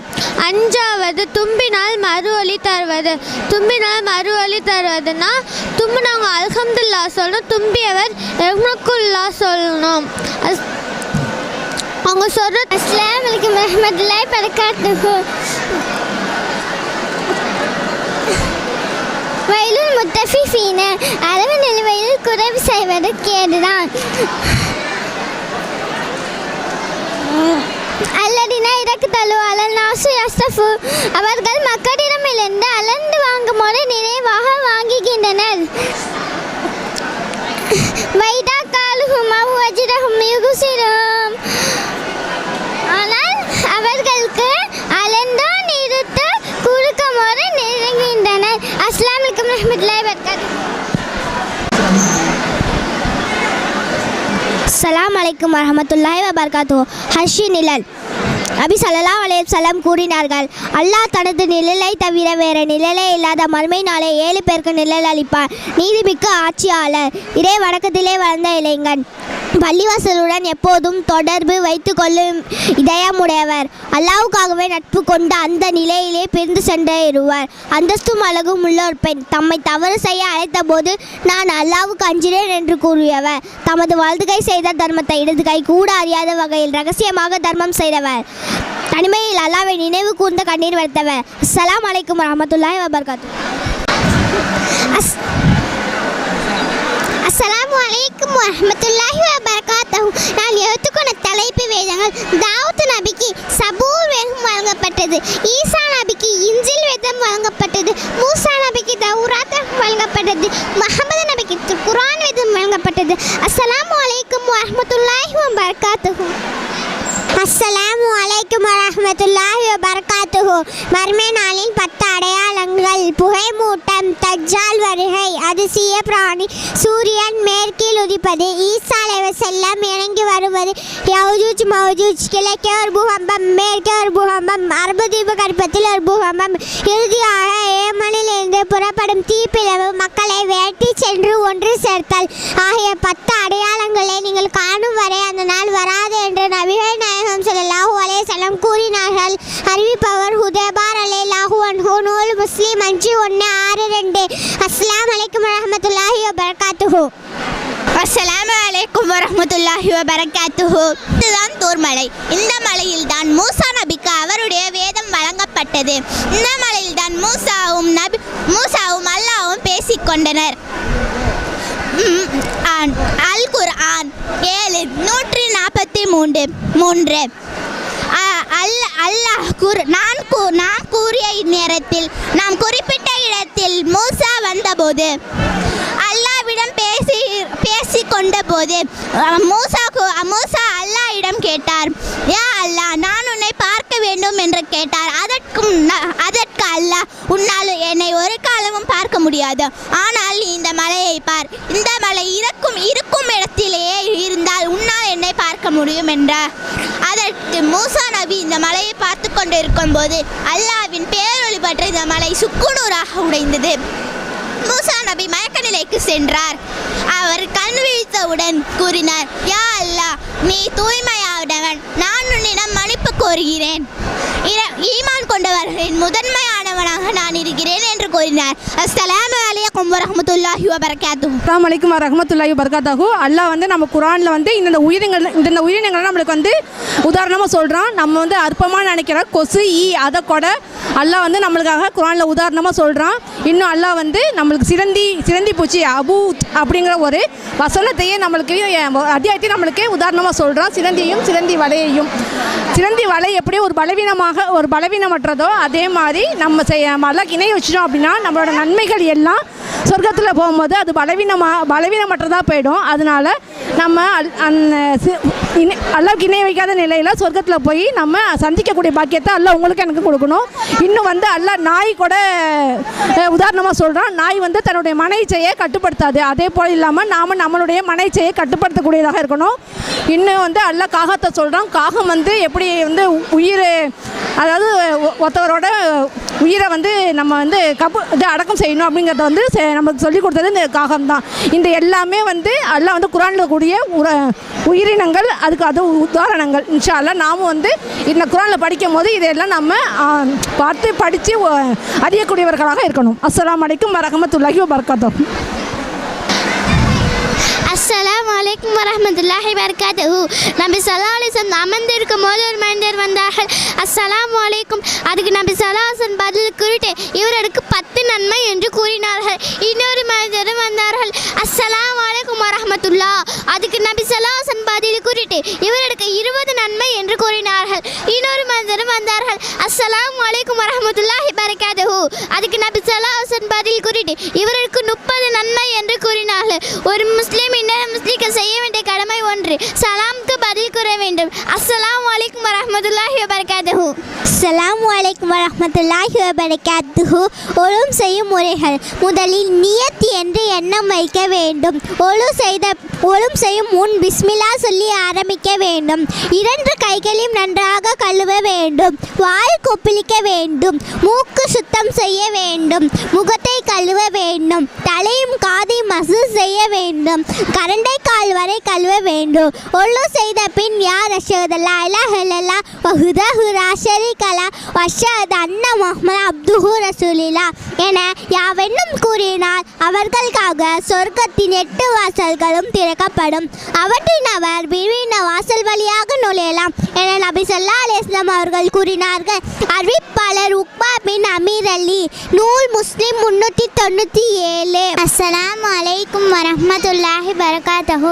என் பெயர் அஸ்ஃபியா. நான் இன்று எடுத்துக்கொண்ட தலைப்பு நல்ல அடியானின் கபர் மற்றும் கெட்ட மனிதனின் கபர். நபி ஸல்லல்லாஹு அலைஹி வஸல்லம் அவர்கள் ஒரு நல்ல அடியான் இறந்து கபரில் அடக்கம் செய்யப்பட்ட பிறகு வானவர்கள் அவரிடம் உன்னுடைய இறைவன் யார், உன்னுடைய மார்க்கம் எது, உங்களுக்கு அனுப்பப்பட்ட தூதர் முகமது நபி ஸல்லல்லாஹு அலைஹி வஸல்லம் பற்றி நீ என்ன கருதுகிறாய் என்று கேட்கப்படும்.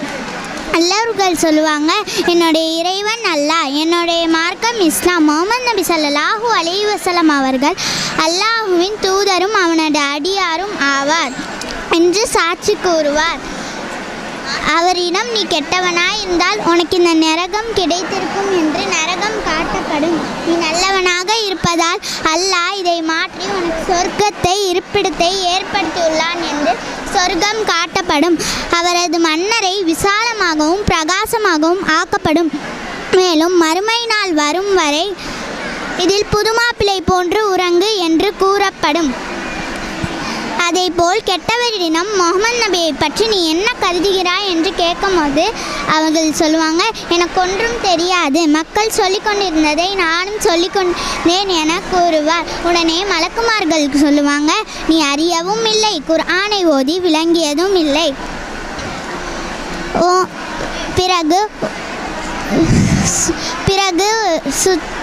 பிறகு இரும்பு சுத்தியலால் 2 காதுகளுக்கும் இடையே உள்ள பிடரியால் கடுமையாக அடிக்கப்படும். அஸ்ஸலாமு அலைக்கும் வரஹ்மத்துல்லாஹி வபரகாத்துஹு. தண்ணீர்கள் சுன்னத்துகள். தண்ணீர் ஆகுந்த போதும் பிஸ்மில்லா சொல்லி ஆகுந்தே வேண்டும். தண்ணீரில் உட்கார்ந்து குடிக்க வேண்டும். தண்ணீரில் பார்த்து குடிக்க வேண்டும். தண்ணீர் குடித்த வலது கையாலை குடிக்க வேண்டும். குடிப்பை பெண்கள் அல்ஹம்துலில்லாஹ் சொல்லி குடிக்க வேண்டும். அஸ்ஸலாமு அலைக்கும் வரஹ்மத்துல்லாஹி வபரகாத்துஹு. சொர்க்கத்தின் 8 வாசல்கள். சலாஹ் தொழுகையாளிகள் நுழையும் வாசல், ஜிஹாத் போராளிகள் நுழையும் வாசல், சதகா அதிகமாக தானம் தர்மம் செய்பவர்கள் நுழையும் வாசல், ரயான் நோன்பாளிகள் நுழையும் வாசல், ஹஜ் அல்லாஹுக்காக ஹஜ் செய்பவர்கள் நுழையும் வாசல், கஸ்மன் கோபத்தை அடக்கி அல்லாஹுக்காக பிறரை மன்னிப்பவர் நுழையும் வாசல், ஈமான் அல்லாஹுவை மட்டும் நம்பிக்கை கொள்பவர் நுழையும் வாசல், திக்ர் அல்லாஹுவை தினமும் திக்ரு செய்பவர் நுழையும் வாசல். ஒருவர் உழு செய்துவிட்டு அஷ்ஹது அல்லா இலாஹா இல்லல்லாஹு அஷ்ஹது அன்ன முஹம்மதன் அப்துஹு ரசூலுஹு என்று சொல்கிறவங்க 8 வாசல் வழியாகவும் நுழைந்து கொள்ளட்டும்னு நுழைந்து கொள்ளலாம்னு நபி சொல்லியிருக்காங்க. நபி ஒரு பெண் 5 வேளை தொழுது ரமலான் மாதத்தில் நோன்பு நோற்று தனது மர்மஸ்தானத்தை பாதுகாத்து தனது கணவனுக்கு கட்டுப்பட்டு நடக்கிறவங்களும் அவங்க எந்த வாசல் வழியாகவும் வேணாலும் நுழைஞ்சு கொள்ளலாம்னு சொல்லியிருக்காங்க. அஸ்ஸலாமு அலைக்கும். பிஸ்மில்லாஹிர் ரஹ்மானிர் ரஹீம். இஸ்லாமின் கடமைகள் 5. அஸ்ஸலாமு அலைக்கும். ஆயிஷா அபாயா புர்கா கலெக்ஷன். ஆயிஷா அபாயாவில் புர்கா வகைகள், டாப் வகைகள், லெகின்ஸ் வகைகள், இன்னும் பெண்களுக்கு தேவையான அனைத்து பொருட்களும் ஒரே இடத்தில் கிடைக்கும். எல்லா பொருட்களும் தற்பொழுது 20% தள்ளுபடி உள்ளது. புர்கா, ஹிஜாப், தால்ஸ் ஆஃபரிலும் உள்ளது. 21 நாகேஸ்வரம் வடக்கு வீதி, கும்பகோணம்.